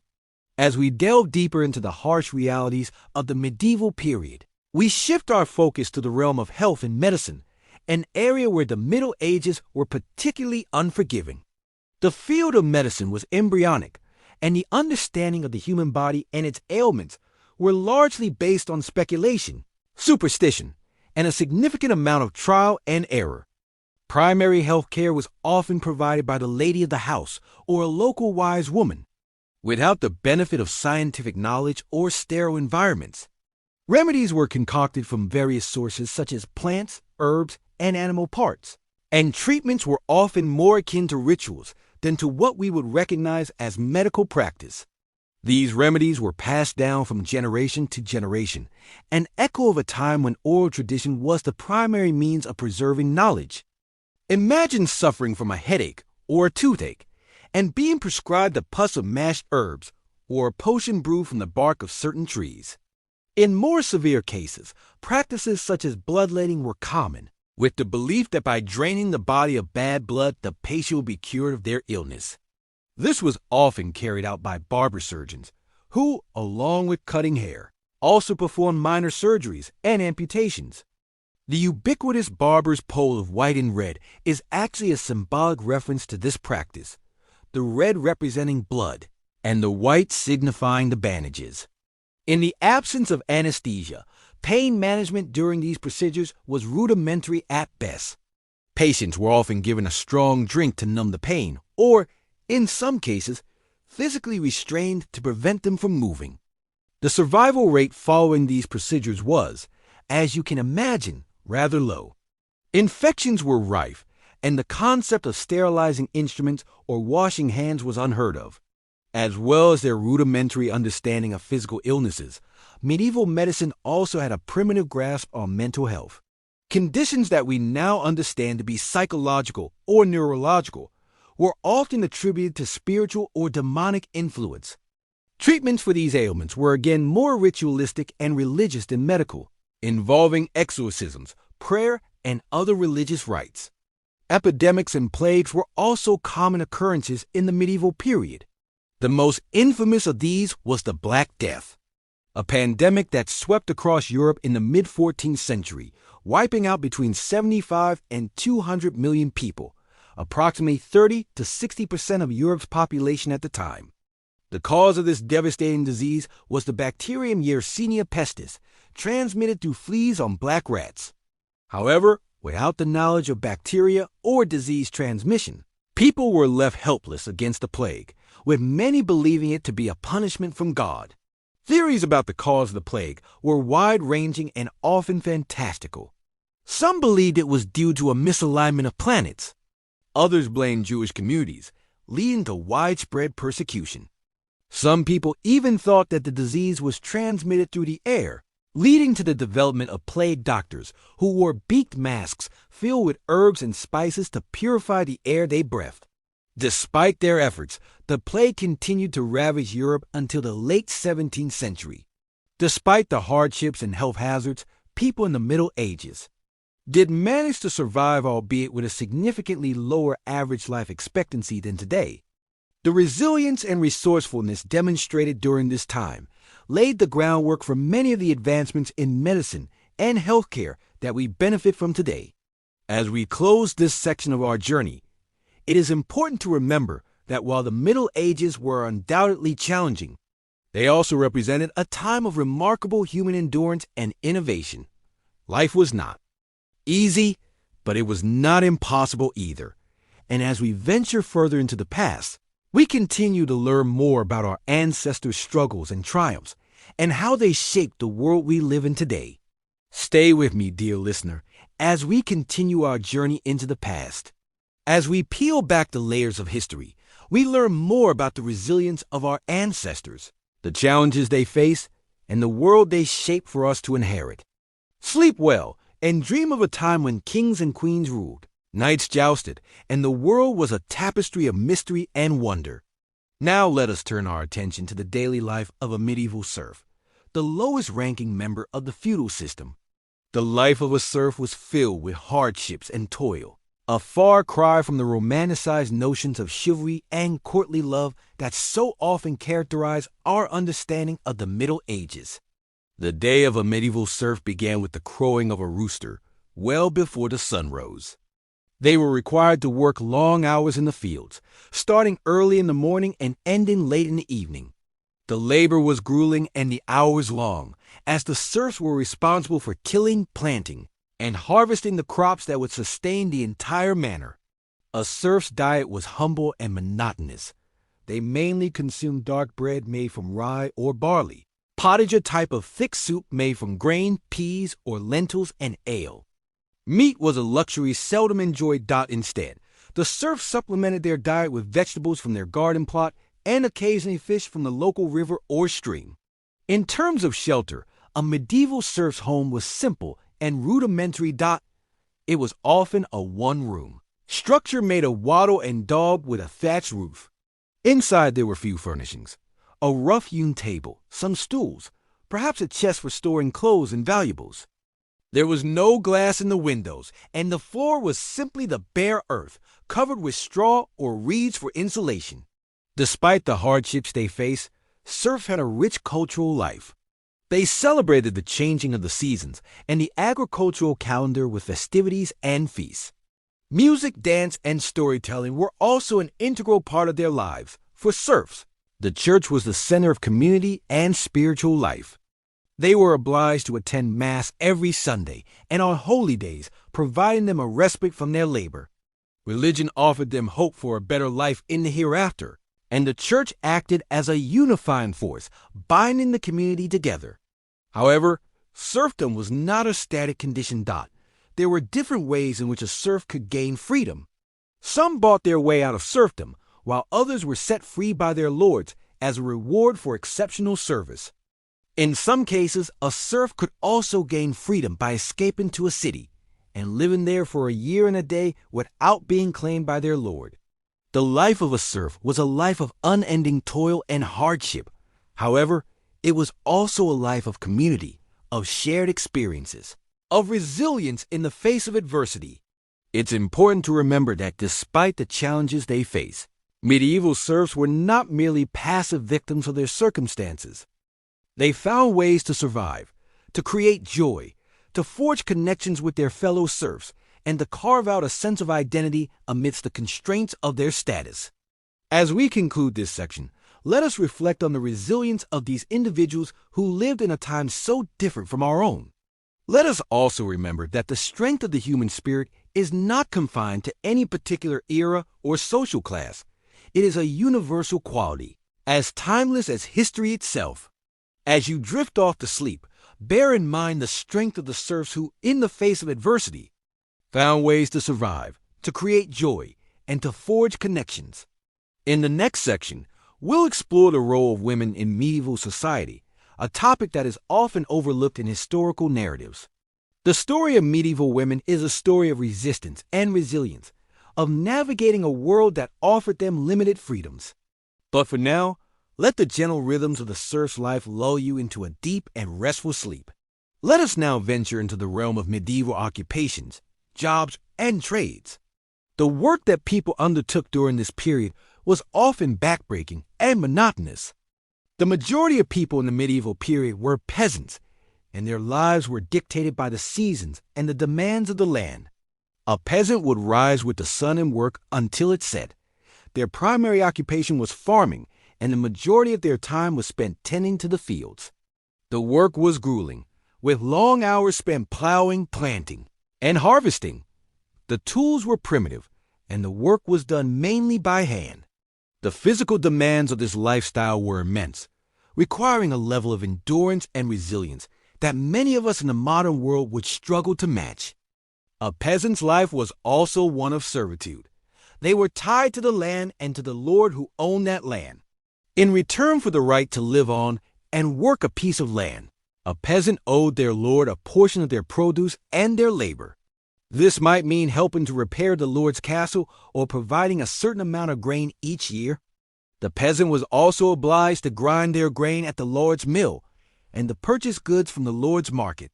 These obligations were not negotiable, and failure to meet them could result in punishment or even eviction.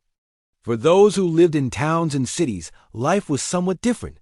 Here, the medieval economy was dominated by guilds. These were associations of artisans and merchants who controlled the practice of their craft in a particular town. To become a member of a guild, a person would first serve as an apprentice, learning the skills of the trade under the supervision of a master. After several years of training, the apprentice would become a journeyman and could work for wages. Finally, after proving their skill and knowledge, a journeyman could become a master and open their own workshop. Craftsmen worked long hours, often from dawn until dusk.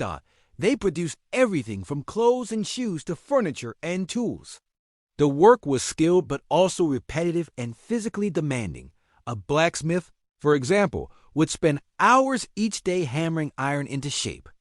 A weaver would work at their loom, creating cloth from raw wool or flax. A baker would rise before dawn to prepare bread for the day. Like peasants, craftsmen were also subject to various obligations and restrictions. They were required to pay fees to their guild and to adhere to its rules and regulations. These might dictate the quality of goods that could be produced, the prices that could be charged, and the hours that could be worked. Craftsmen were also subject to the laws and taxes of the town or city in which they lived. Even those in positions of power and privilege faced their own challenges. The nobility, for example, were obliged to provide military service to the king. This could mean leading troops in the battle or providing soldiers and equipment for the king's campaigns. Nobles were also expected to administer justice, collect taxes, and manage the lands and people under their control. These responsibilities required a level of skill and judgment that was not easily acquired. The life of a monk or nun was also far from easy. Monastic life was governed by strict rules and routines. Monks and nuns were required to pray at regular intervals throughout the day and night and to engage in manual labor. They were also expected to live a life of poverty, chastity, and obedience. The physical demands of this lifestyle, combined with the mental and spiritual discipline it required, made it a challenging path to follow. So in conclusion, life in the medieval period was not easy. No matter what your station in life, the work was hard, the hours were long, and the rewards were often meager. But despite these challenges, people found ways to survive and even to thrive. They developed skills and crafts that are still admired today. They built communities and institutions that have shaped the world we live in. And they left a legacy that continues to fascinate and inspire us. As we lay here drifting into sleep, let us take a moment to appreciate the strength and resilience of our medieval ancestors. Their lives may have been hard, but they were also rich and meaningful in their own ways. As we journey back to medieval times, we find ourselves in the midst of a bustling town. The air is dense with the aroma of freshly baked bread, the sound of blacksmith hammers striking metal, and the hum of a busy market. Yet beneath this seemingly idyllic facade, a harsh reality lurked that dictated the rhythm of everyday life. Let's step into the shoes of a common peasant. As a serf, you will be part of the lowest social class, bound to the land and subject to the will of the local lord. Your day would start before sunrise as the crowed, signaling the start of your labor.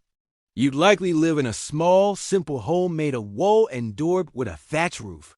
A far cry from the comforts of modern living, the home would be shared with your family and possibly some livestock, as animals were often brought inside for warmth and protection from thieves. Your diet would be far from varied or nutritious. You'd eat a lot of bread made from barley or rye, and perhaps supplemented by vegetables like beans and cabbages. Meat would be a rare luxury, reserved for special occasions or the local lord's table. Instead, you might have a bit of cheese or a few eggs from your chickens. You would drink ale or mead, as water was often unsafe to drink. The work was backbreaking. You toil in the fields, planting and harvesting crops, tending to the livestock, and performing any other tasks the Lord required. The work was not only physically exhausting but monotonous. Leaving little time for leisure or personal growth. Education was a privilege reserved for the clergy and the nobility. So you'd most likely be illiterate, relying on the local priest for information about the world beyond your village. Healthcare in medieval times was primitive at best. The prevailing theory was that of the four humors: blood, phlegm, black bile, and yellow bile. It was believed that illness was caused by an imbalance of these humors, and treatments often involved bloodletting or purging. Without the knowledge of germs or proper sanitation, disease spread quickly and life expectancy was low. The church played a significant role in everyday life. Sundays and holy days were reserved for worship, and failing to attend Mass could result in punishment. The church was also the center of social life, where villagers gathered for festivals and fairs. However, the church also wielded significant power and could excommunicate anyone who violated its laws, effectively cutting them off from society. As a serf, you wouldn't have the freedom to choose your own destiny. You couldn't lead the land without permission from the Lord, and your children would inherit your status. The concept of upward mobility was virtually non-existent, and the idea of individual rights would not emerge for centuries. Despite these harsh realities, medieval times were not without their moments of joy and camaraderie. There were festivals and feasts, celebrations of the changing seasons, and the simple pleasure of a job well done. Music, dance, and storytelling were integral parts of the culture, providing respite from the hardships of everyday life. As we return to the present, it's clear that our lives are vastly different from those of our medieval ancestors. We enjoy comforts and freedoms they could hardly imagine. Yet it's also worth remembering the resilience and determination of these people, who lived and loved, worked and played in a world so different from our own. Their stories remind us of the human capacity to adapt and endure, to find joy in the midst of hardship, and to create a sense of community and purpose, even in the most challenging circumstances. As we continue our journey through the daily life of a person in the medieval period, let's turn our attention to the aspect of health and medicine. If you were living in medieval times, you might find the healthcare system significantly different from what we know today. The understanding of disease, its causes, and treatment was extremely limited, and life expectancy was short due to various health problems. The knowledge of anatomy was rudimentary at best. The practice of dissecting human bodies to understand their workings was considered taboo and often illegal, leaving many physicians to guess at the inner workings of the human body. This lack of understanding led to many misconceptions and misdiagnosis. The belief in the four humors, black bile, yellow bile, phlegm, and blood, was prevalent. These were thought to be bodily fluids that needed to be in balance for a person to stay healthy. Any imbalance was considered the root cause of all diseases and illnesses. In terms of treatment, bloodletting was a common practice. The idea was to drain the body of excess bad humors. Leeches were often used for this purpose. In today's medical understanding, this practice is largely considered harmful and ineffective. But in medieval times, it was a widely accepted form of treatment, often leading to weakness and sometimes death due to loss of blood. Hygiene, or the lack thereof, was another factor that would make it hard for a modern person to survive in medieval times. Bathing was not a regular practice and was often considered an indulgence. The concept of germs and sanitation was not understood, leading to widespread diseases. The Black Death, a plague that wiped out a third of Europe's population in the 14th century, is a stark testament to this, a lack of sanitation and understanding of disease transmission. Medieval diet also played a significant role in the health of the people. The lower classes subsisted on a diet of mostly grain like barley and rye, with little meat or fresh fruit and vegetables. This lack of a balanced diet often led to malnutrition, weakening the immune system and making people more susceptible to diseases. Dentistry, too, was a field in its infancy. Tooth decay was a common problem, often leading to dangerous infections. Without the understanding of dental hygiene and effective treatments, toothaches were often a lifelong issue for many. Childbirth was a particularly dangerous time for women. There was a lack of understanding about cleanliness and the need for sterile environments during childbirth, leading to a high rate of maternal and infant mortality. Midwives, not formally trained physicians, usually attended births. Their knowledge was based on experience rather than formal education, leading to many complications and fatalities. Despite these challenges, there were some advancements in medicine during the medieval period. The creation of universities in the 12th century led to the development of medical schools where knowledge was collected and taught. Monasteries served as places of healing, with monks often having knowledge of herbs and remedies. This period also saw the emergence of hospitals, though there were more places for the poor and the sick to go to die, rather than institutions for healing and recovery as we know them today. In conclusion, health and medicine in the medieval period were fraught with challenges. The lack of understanding about the human body, disease, and hygiene made it a dangerous time to be alive. The treatments available were often ineffective and sometimes harmful. However, it was also a time of slow progress, with the foundations of modern medicine being laid. As we move to the final section of this journey, let's ponder on the resilience of the human spirit and the drive for survival that saw people through these challenging times. As we continue our peaceful journey through the heart of the medieval period, we find ourselves shifting our focus from the bustling life of the cities and castles to the quieter, but no less important, rural countryside. Here in the vast expanses of fields and forests, the majority of the medieval population made their living as farmers and laborers. Their lives intimately tied to the rhythm of the seasons and the bounty of the earth. Life in a medieval village was far from the romanticized tales of chivalry and courtly love associated with this era. It was characterized by a simplicity and routine that for many modern individuals would be unbearably monotonous. The day for a medieval peasant would begin at dawn with the crowing of the roosters. After a simple breakfast, often consisting of bread, cheese, and weak ale, they would head out to the fields for a long day of labor. The agricultural practices of the medieval period were rudimentary by today's standards. Without the benefit of modern machinery, every task was performed by hand. Plowing, sowing, weeding, and harvesting were all physically demanding activities that required strength, endurance, and a great deal of patience. Despite their hard work, the yield from their labor was often meager. Poor soil quality, unpredictable weather, and rampant crop diseases meant that failure and famine were constant threats. The diet of a medieval peasant was similarly austere. They subsisted primarily on a diet of bread, porridge, and vegetables, with occasional small amounts of cheese and meat. The monotony of their diet was occasionally broken by the availability of seasonal fruits, nuts, and berries. However, these were often preserved for the winter months, when food was scarce. Health and hygiene were another area where the medieval period fell short by modern standards. Without understanding the principles of germ theory and sanitation, illness was rampant and often deadly. Child mortality rates were high, and life expectancy was low. Common ailments like toothaches, colds, and digestive issues were often treated with a mix of folk remedies and superstition. More serious illnesses like the plague could wipe out entire communities.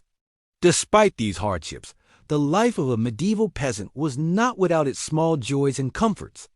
The village was a close-knit community where everyone knew each other, and social activities like dances, feasts, and fairs provided much-needed relief from the daily grind. The church, too, was a central part of village life, providing spiritual comfort and a sense of order in a world that was often chaotic and unpredictable. The medieval period was also a time of innovation and progress in many areas. Advances in technology, such as the heavy plow and the horse collar, made farming more efficient. The establishment of guilds and the development of trade routes helped stimulate economic growth. The construction of cathedrals, castles, and universities reflected the period's artistic and intellectual achievements.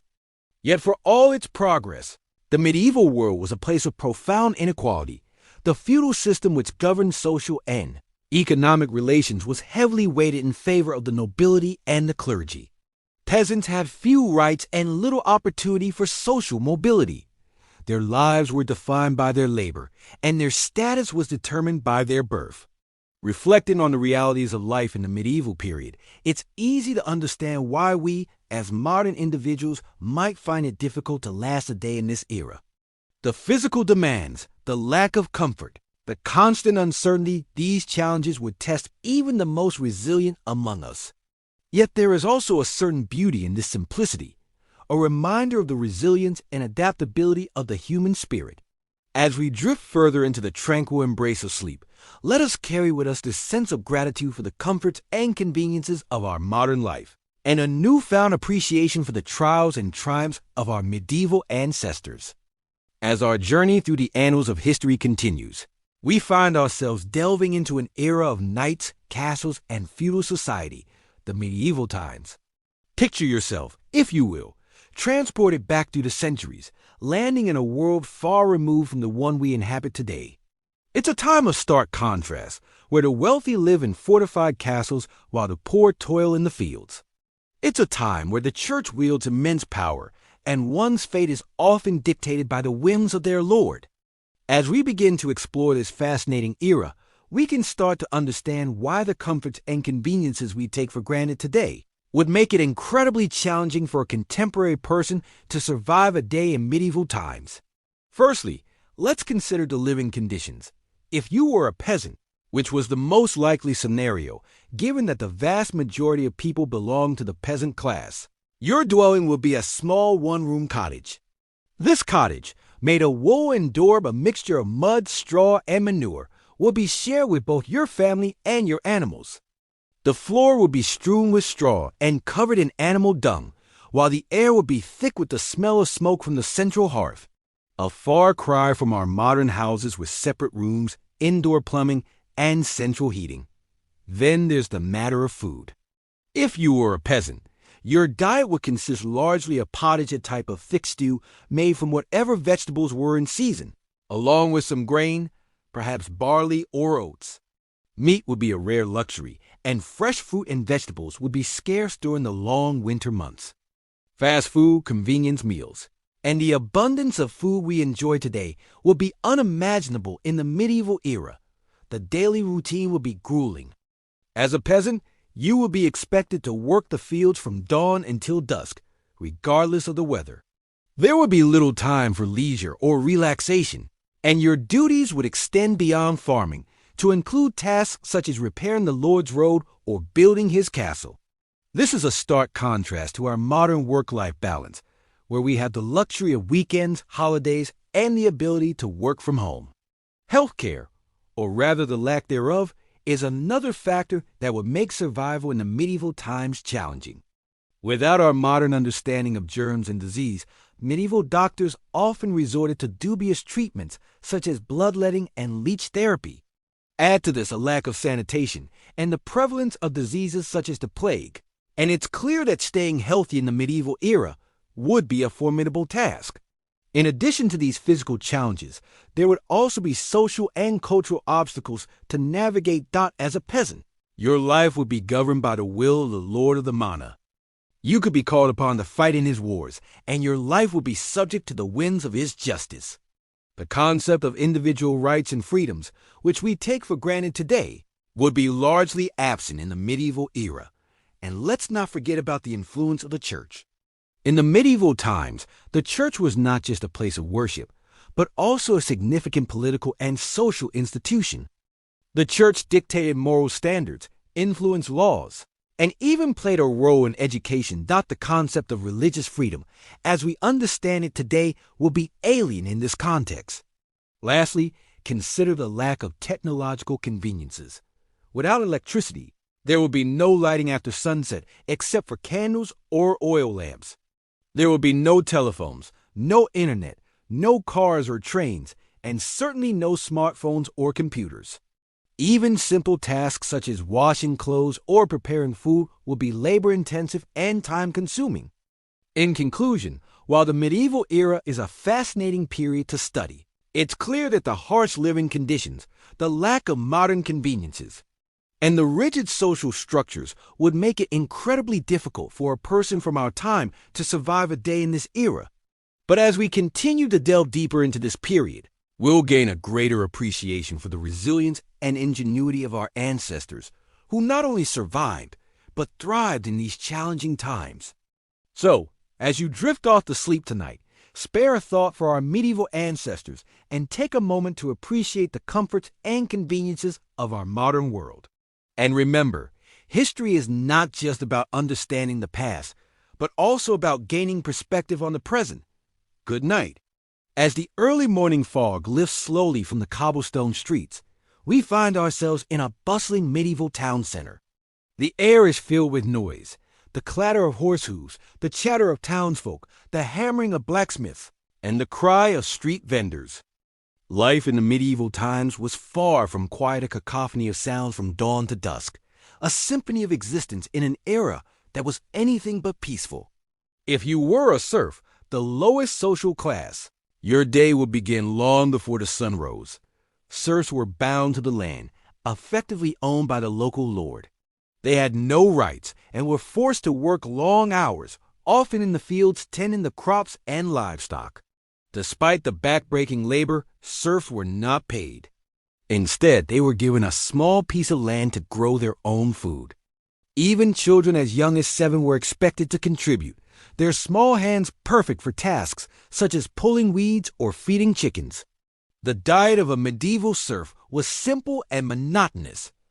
Breakfast, if you were fortunate enough to have it, might consist of a hunk of bread and a bit of cheese. Dinner, the main meal of the day, was typically a vegetable pottage, a thick soup made from whatever was available: cabbage, onions, leeks, and beans. Meat was a luxury saved for special occasions, and the average serf only tasted it a few times a year. Hygiene, or the lack thereof, was another challenge of medieval life. Baths were infrequent, with most people washing just their hands and face. This lack of personal hygiene, combined with unsanitary living conditions, led to a multitude of health problems. Fleas and lice were common, as were skin diseases and infections. It's no surprise that the average life expectancy was only around 30 years. Medieval towns were not only noisy and dirty, they were also dangerous places to live. Without a police force, crime was rampant and punishment was harsh. Thieves could be publicly humiliated in the stocks, while more serious crimes could result in execution. Fire was another ever-present danger. Most buildings were made of wood and packed closely together, so a single spark could result in a devastating blaze. For the nobility, life was considerably more comfortable, but it had its own set of challenges. The noble class was expected to provide military service to the king, which often meant leaving home for months at a time. Women in the noble class had a little more freedom than their peasant counterparts, but they were still expected to marry for political advantage and produce heirs. Medieval life was a constant struggle for survival. From the backbreaking labor of serfs to the political maneuvering of nobility, everyone had their part to play in this complex societal structure. And yet, despite the hardships, people found joy in their lives. They celebrated with feasts and festivals, made beautiful works of art, and told stories that have been passed down through the ages. As we journey further into the medieval times, we'll delve deeper into the daily lives of the people, their beliefs, and their culture. We'll explore the role of the church, the rise of universities, and the flowering of literature and art. Despite the hardships, there's a lot to admire about this resilient society, which has left an indelible mark on our own. And as the twilight descends on our medieval town, we are left with a sense of awe and appreciation for the people who live, love, and survive in these challenging times. So as you drift off to sleep, let your mind wander through the cobblestone streets, the bustling markets, and the grand castles of the medieval times. Picture the serfs tending to their fields, the nobility riding off to war, and the children playing in the streets. Despite the hardships, there's a beauty and resilience in this era that continues to captivate us centuries later. And as you drift off to sleep, let the sounds, sights, and stories of the medieval times lull you into peaceful dreams. As we delve deeper into the daily life of people in medieval times, one cannot overlook the crucial role of labor and work. Each morning, as dawn broke, the serfs who made up the majority of the population in medieval Europe were roused from their slumber to begin their tasks. Their day usually started at the crack of dawn, often even before the sun had broken the horizon. The concept of a weekend did not exist, and the serfs toiled from dusk till dawn, 6 days a week, with only the Sabbath day off for religious observance. The labor was intense and grueling. Serfs were essentially peasants who worked on the Lord's land in exchange for protection. They cultivated fields, tended to animals, and performed any other tasks that the Lord deemed necessary. From sowing seeds in the fields to threshing the harvested grain, every task was manual, often involving heavy lifting and strenuous physical activity.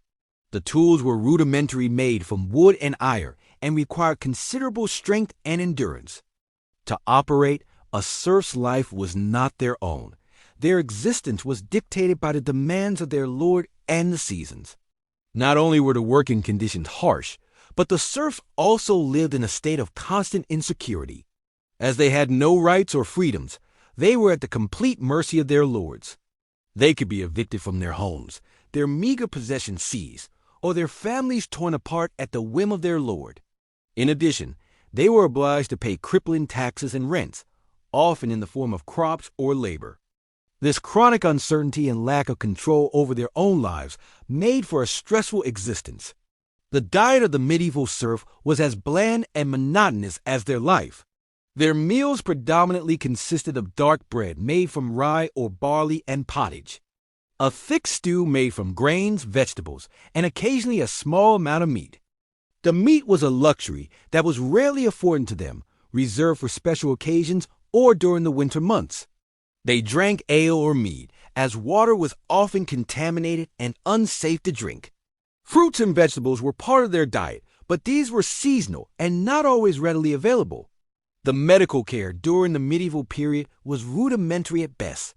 The knowledge of medicine was limited, and most treatments were based on superstition and folklore rather than science. Illnesses were often attributed to supernatural causes, and the remedies were equally bizarre. Bloodletting, for instance, was a common treatment for a variety of ailments.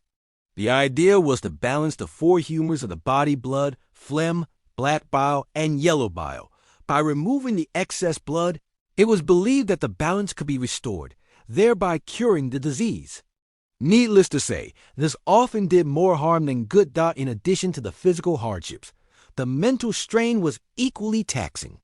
The life of a serf was monotonous and unchanging, with few opportunities for leisure or recreation. The church provided some solace with its promise of a better life in the hereafter. The serfs clung to their faith, finding comfort in the rituals and ceremonies of the church. The occasional feast days and holy days offered a respite from the drudgery of daily life and were eagerly anticipated. Life in a medieval city was not much better than in the countryside. The cities were crowded and filthy, with narrow, winding streets and inadequate sanitation. Disease was rampant, and epidemics were common. The houses were small and cramped, often housing multiple families. The air was polluted with smoke from the many fireplaces and the stench from the open sewers. The daily grind of a craftsman in a city was not much different from that of a serf. He too worked from dawn till dusk, 6 days a week. However, unlike serfs, craftsmen had the opportunity to improve their lot through skill and hard work. They could become masters of their craft, own their own shops, and even become wealthy.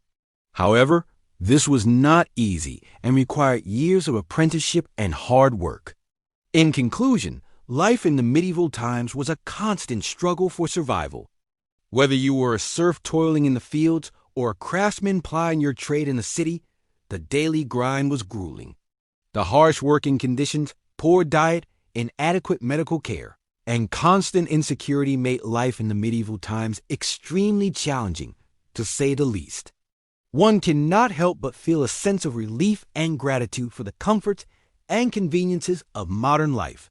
As we drift off to sleep tonight, let us take a moment to appreciate the hardships our ancestors endured and the progress we have made. In our journey through the Middle Ages, we've traversed the social hierarchy, the daily chores, the cuisine, and the challenges of health and hygiene. Now let's turn our attention to another harsher aspect of medieval life, the justice system in the Middle Ages. The concept of justice was very different from what we understand today. Modern legal systems are built on the principle of innocent until proven guilty. But in medieval times, things were quite the opposite. The burden of proving innocence often fell on the accused, and failure to do so could result in severe punishment. Witch trials are perhaps the most infamous example of medieval justice, but they were by no means the only form of trial. Trial by combat, trial by ordeal, and compurgation were all methods employed, each one more terrifying than the last. Trial by combat, for example, was exactly as it sounds. The accused and the accuser would fight, and God would supposedly grant victory to the innocent party. It's not hard to imagine how this system could be easily manipulated by those with strength or fighting skill. Trial by ordeal was similarly gruesome. The accused would be subjected to a physically painful or dangerous task such as carrying a hot iron for a certain distance or retrieving a stone from a pot of boiling water. If their wounds healed cleanly within a set time, they were considered innocent. If not, they were guilty. This method was based on the belief that God would intervene on behalf of the innocent, a notion that seems dangerously naive to us now. Compurgation, on the other hand, required the accused to swear an oath of innocence, backed by a group of oath helpers who would vouch for their honesty. This method relied heavily on one's reputation within the community and could be easily skewed by personal bias. Punishments for crimes varied widely, from fines to corporal punishment to death. The severity of the punishment often depended on the social status of the accused and the nature of the crime. For instance, a nobleman might be fined for a crime that would earn a peasant a whipping or worse. Beyond the legal system, violence was a common part of everyday life in the Middle Ages. Raids and skirmishes were frequent, and personal safety was far from guaranteed. The lack of a centralized police force meant that people had to take their safety into their own hands, often leading to brutal reprisals and cycles of violence. And then there were the wars. The Middle Ages were a time of near constant conflict, from the Crusades to the 100 Years' War. These wars were not only deadly but also incredibly disruptive to everyday life. They could lead to food shortages, displacement, and widespread destruction. In addition to these physical hardships, the psychological toll of living in such uncertain times cannot be understated. The constant threat of violence, the fear of accusation, and the general unpredictability of life would have been incredibly stressful.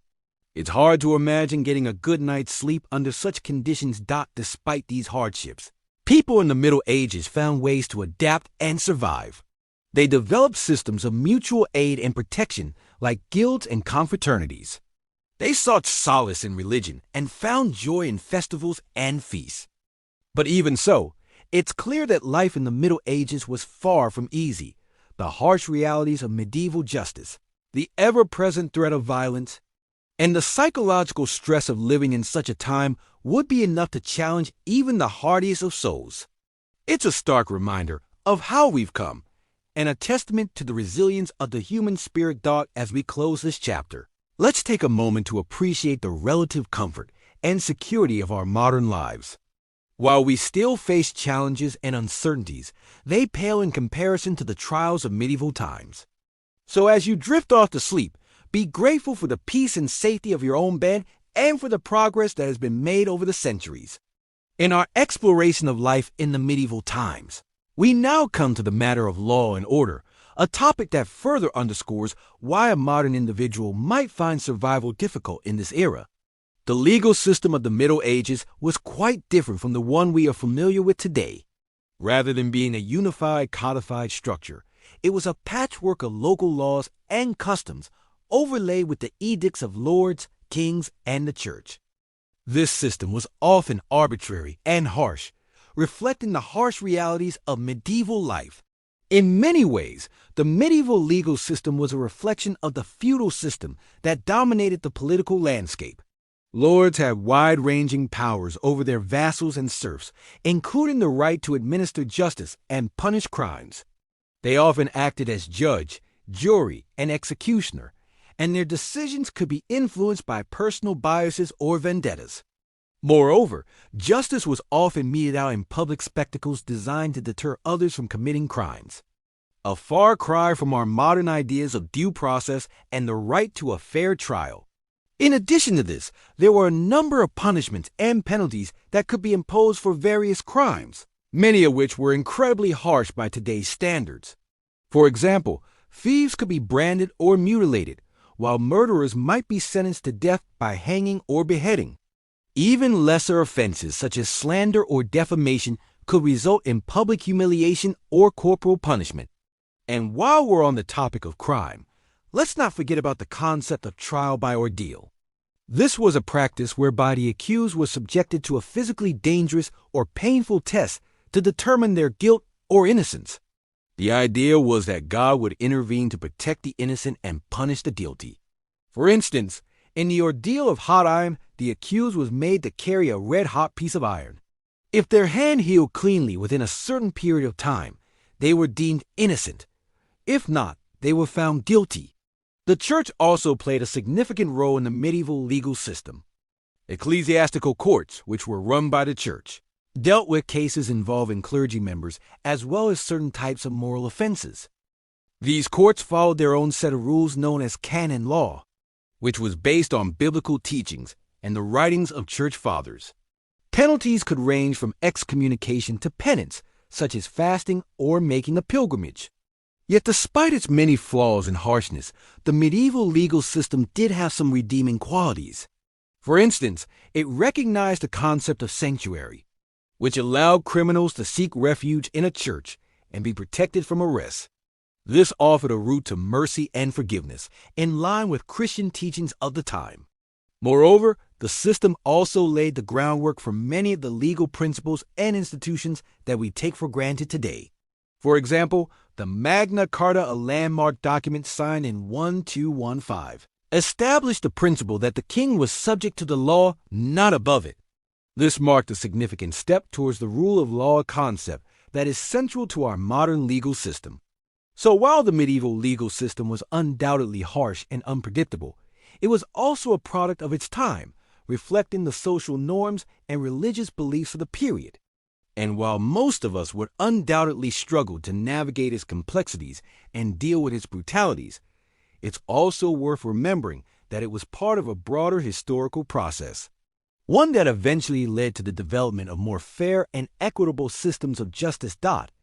It's a reminder that, for all its brutality and unfairness, the past can also be a source of learning and growth. In our next section, we'll delve into the world of medieval warfare, another aspect of life in the Middle Ages that would certainly pose challenges for a modern individual. From the chivalrous knights and their code of honor to the large-scale battles and sieges, we'll explore the realities of combat in this era and the toll it took on those who lived through it. So as you drift off to sleep, let your mind wander to these distant, tumultuous times and remember that the struggles and hardships of the past have helped shape the world we live in today. As we delve deeper into the medieval period, it's important to remember that life in this era was not a romanticized adventure often depicted in tales of knights and damsels. It was a time of hardship, constant work, and survival. Let's explore further. Imagine waking up at the crack of dawn, not to the sound of a blaring alarm clock, but to the crowing of a rooster or the tolling of a church bell. Your bed would be a straw pallet shared with other family members for warmth. You would rise, rubbing sleep from your eyes, and start your day of strenuous labor. This would be your daily routine 7 days a week. There were no weekends, holidays, or vacations in medieval times. The concept of leisure time was alien, and the day was strictly divided into periods of work, prayer, and sleep. Most people in medieval times were peasant farmers living in small rural communities. Their lives were governed by the seasons and the cycle of crops. Spring would be a time of plowing and planting. Summer was for tending the fields. Autumn was the harvest, and winter was a time of preparation for the next year. The work was backbreaking, done with simple tools that required great physical effort. Peasants would toil in the fields from dawn till dusk, with only a brief pause for a midday meal. Food was a constant preoccupation in medieval times, as it determined survival. The diet was monotonous and consisted largely of dark, coarse bread made from rye or barley. Peasants might supplement this with vegetables from their garden, such as beans, peas, onions, and cabbages. Meat was a luxury, usually only available on special occasions. It was a difficult life, but not without its moments of joy and celebration. Harvest time, for example, was a time of communal endeavor and shared happiness. Medieval towns were dirty, crowded, and noisy. The streets were narrow and unpaved, lined with wooden houses that were prone to fires. Sanitation was poor, with waste often thrown into the streets or into open pits. Diseases were common, with outbreaks of plague and other illnesses regularly decimating the population. Despite these challenges, towns were also vibrant places filled with a variety of trades and crafts. There were blacksmiths, bakers, tailors, carpenters, and many others, all contributing to the bustling economy of the town. In medieval times, the church was a central part of everyone's life.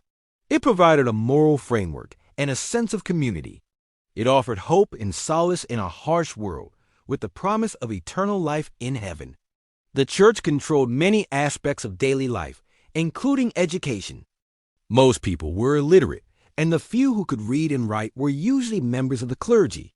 Medieval medicine was a mixture of superstition, herbal remedies, and religious belief. Doctors were rare and expensive, so most people relied on the local wise woman or herbalist for treatment. Many diseases and injuries were beyond the understanding and capability of medieval medicine, leading to high rates of mortality. Warfare was a constant threat in medieval times. Knights and soldiers were highly trained in combat, but the majority of fighting men were ordinary peasants called up to serve their lord in times of conflict. Battles were brutal and bloody affairs, with no concept of human rights or the treatment of prisoners. Despite the hardships and dangers of medieval life, people found ways to enjoy themselves. There were festivals and feasts, dances and games. Music and storytelling were important parts of culture, offering an escape from the harsh realities of life. The medieval world was also a deeply spiritual one, with a strong belief in the supernatural. People believed in witches, fairies, and other magical beings, and these beliefs were often intertwined with religious ones. In conclusion, life in medieval times was tough and challenging. It was a world of hard work, simple pleasures, and constant dangers. But it was also a world of community, spirituality, and resilience. Despite all the hardships, people found ways to survive and even thrive. It's a testament to the human spirit that even in the harshest of times, people found ways to create beauty and meaning. So as you drift off to sleep, remember the resilience and strength of our medieval ancestors and let their stories inspire you.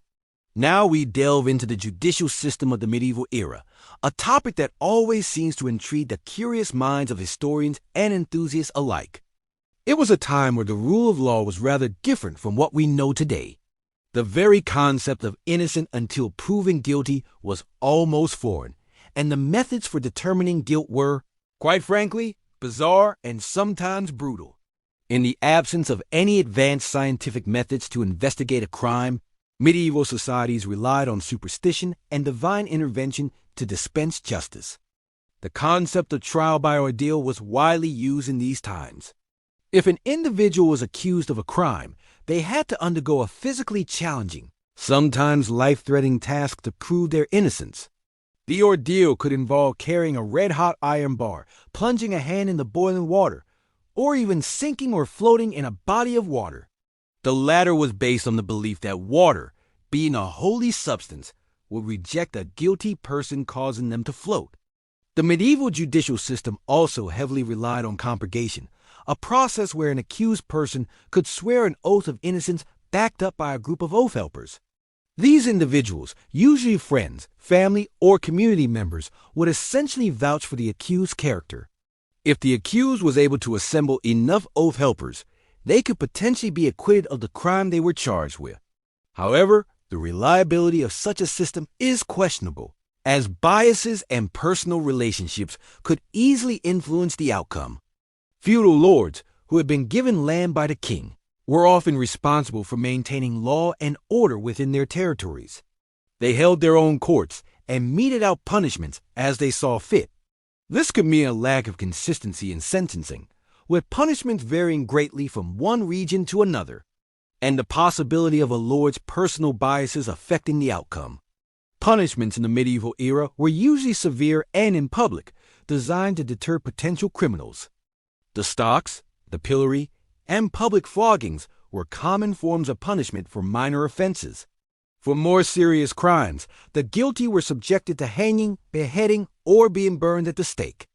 Despite the harsh and often unpredictable nature of the medieval judicial system, there was an attempt to establish a more uniform system of law in the 12th century. This was the birth of the common law system, which is still the basis of the legal system in many English-speaking countries today. King Henry II of England played a crucial role in this development. He established a system of royal courts that traveled around the country, hearing cases and enforcing the same set of laws everywhere they went. This meant that the same laws and punishments applied to everyone, regardless of where they lived, and it provided a much-needed consistency in the law. However, the common law system was far from perfect. It was still heavily influenced by the whims of the king or his appointed judges. And the concept of a fair trial, as we understand it today, was still far off. Nevertheless, it was a significant step toward the modern judicial system we are familiar with. Thus, we can see that living in medieval times was not for the faint-hearted. The societal norms, the harsh living conditions, and the brutal judicial system would have made everyday life a struggle. The uncertainty and unpredictability of the law, combined with the heavy reliance on superstition and divine intervention, would have added a constant sense of dread and fear. The medieval era was indeed a time of darkness and hardship, but it was also a time that laid the foundations for many aspects of our modern society. The development of the common law system, despite its flaws, was a crucial step toward the establishment of a fair and consistent judicial system. As we close our eyes and drift off to sleep, we can appreciate the comforts and conveniences of our modern lives. We can feel grateful for the progress we've made as a society and look forward to a future where justice is not determined by the heat of an iron bar or the depth of a body of water, but by the strength of evidence and the pursuit of truth. As the day in the life of a medieval person continues, the sun reaches its zenith, casting long, dark shadows across the cobblestone streets. The medieval town is at the height of its hustle and bustle as people go about their daily chores. The air is thick with the smell of livestock, firewood, and the tantalizing aroma of freshly baked bread from the local bakery. The bakery itself is a hive of activity, with the baker's apprentices kneading dough, stoking the ovens, and the master baker overseeing it all. His practiced eye would scan each loaf, ensuring it meets the strict quality standards of the time. Bread was not just a staple food in medieval times, it was also used as a plate known as a trencher. After the meal, the trencher, soaked with gravy and sauces, was consumed or given to the poor. Meanwhile, in the bustling marketplace, traders from far-off lands would sell their exotic wares. Spices like pepper, cinnamon, cloves, and ginger, considered a luxury in medieval times, would be displayed in small ornate boxes. Their fragrant aroma, tantalizing passusby. Merchants would loudly advertise their goods, competing with each other to attract customers. The marketplace was also a place where news and gossip were exchanged, adding a social dimension to the commerce of the day. At the edge of the town, the local blacksmith would be hard at work.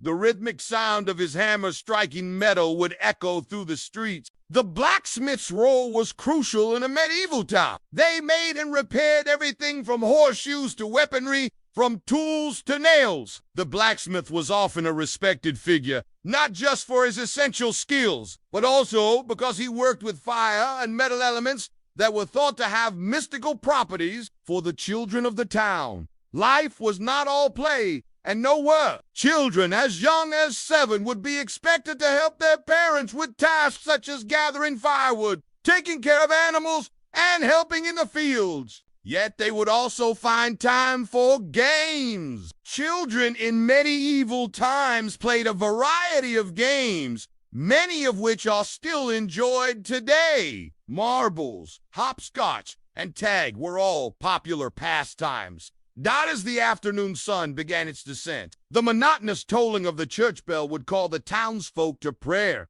The church was the heartbeat of a medieval town. Not only was it a place of worship, but also a community center where important decisions were made and disputes were settled. The clergy not only provided spiritual guidance, but also education, as the ability to read and write was limited to a privileged few. At the local castle, the lord and his lady would be involved in managing their estate. The lord was responsible for providing protection to his people and maintaining law and order. He would also have judicial duties, presiding over court cases brought before him. The lady of the castle had her own responsibilities, which included managing the household, supervising servants, and overseeing the preparation of meals. As the day drew to a close, the taverns would begin to fill with patrons seeking a reprieve from the day's work. Ale was the drink of choice, often safer to consume than water, which could be contaminated. Music, storytelling,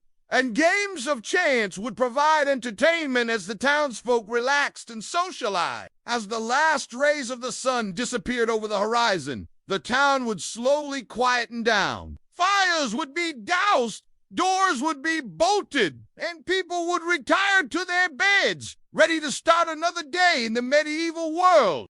This is a glimpse into the life in medieval times, a period characterized by harsh realities, but also by a sense of community and shared values that shaped our world today. Thus, we come to the end of another day in our journey through the Middle Ages, a time of chivalry and hardship, of tradition and transformation. So, close your eyes and let the sounds of the past lull you into a peaceful slumber as we prepare to explore a new day in the life of a medieval villager in our next section. Good night, dear listener. As we continue our exploration of daily life in the medieval times, we now turn our attention to the often harsh and challenging living conditions. The comforts of modern life that we take for granted would be far from possible in the medieval era. In medieval times, most people lived in small rural villages. The houses were typically made of wattle and daub, mixture of sticks and mud that the roofs were thatched with straw or reeds. These humble dwellings provided some protection from the element, but they were far from comfortable. There were no glass windows, only shutters that could be closed to keep out the cold. The floors were simply compacted earth, covered in straw to provide some insulation. Within these homes, families lived in close quarters. Privacy was a luxury few could afford in most cases. The entire family would sleep in the same room, often in the same bed. Furniture was sparse, consisting of a table, perhaps a few benches or stools, and a chest for storing belongings. Life was dictated by the rhythms of nature. People rose with the sun and went to bed when it set. They ate what they could grow or raise themselves. The diet was predominantly with a heavy reliance on grain. Bread was the staple food, supplemented by vegetables, fruits, and occasionally meat. Medieval people had to be. They made their own clothes, grew their own food, and built their own homes. They had to know how to care for animals, mend fences, and repair tools. Every member of the family had a role to play, from the youngest child to the oldest adult. Healthcare as we understand it today did not exist. People relied on a mixture of folk remedies, herbal medicines, and religious rituals to treat illness. Disease was a constant threat, made worse by poor sanitation and a lack of understanding about how diseases spread. Plagues and epidemics were common, and mortality rates were high. The concept of leisure time was also foreign to the medieval mind. Every waking hour was consumed by the struggle to survive. There were no weekends, no holidays, and no vacations. Entertainment was limited to occasional feasts or festivals, often linked to religious holidays. The role of religion was central to medieval life. The church was not just a place of worship, but also a community center, a school, and often the largest and most impressive building in the village. Religious rituals and observances punctuated the daily routine. providing a sense of structure and order amid the uncertainty of life. Despite these hardships, people in the medieval times found ways to endure and even to thrive. They formed close-knit communities, relying on each other for support and mutual aid. They developed skills and crafts that are still admired today, and they left us a rich cultural legacy in the form of literature, art, architecture, and music. Living in the medieval times was undoubtedly challenging, but it was also a time of innovation and resilience, of community and faith, of strength and perseverance. It was a time that shaped our world in countless ways, and its influence can still be felt today. As we come to the end of our exploration of the medieval era, let us remember not just the hardships and challenges, but also the achievements and the enduring legacy of this fascinating period in history. As we drift off to sleep, we can take comfort in the knowledge that we are the beneficiaries of centuries of human ingenuity and resilience, and that we stand on the shoulders of those who came before us. Good night and sleep well.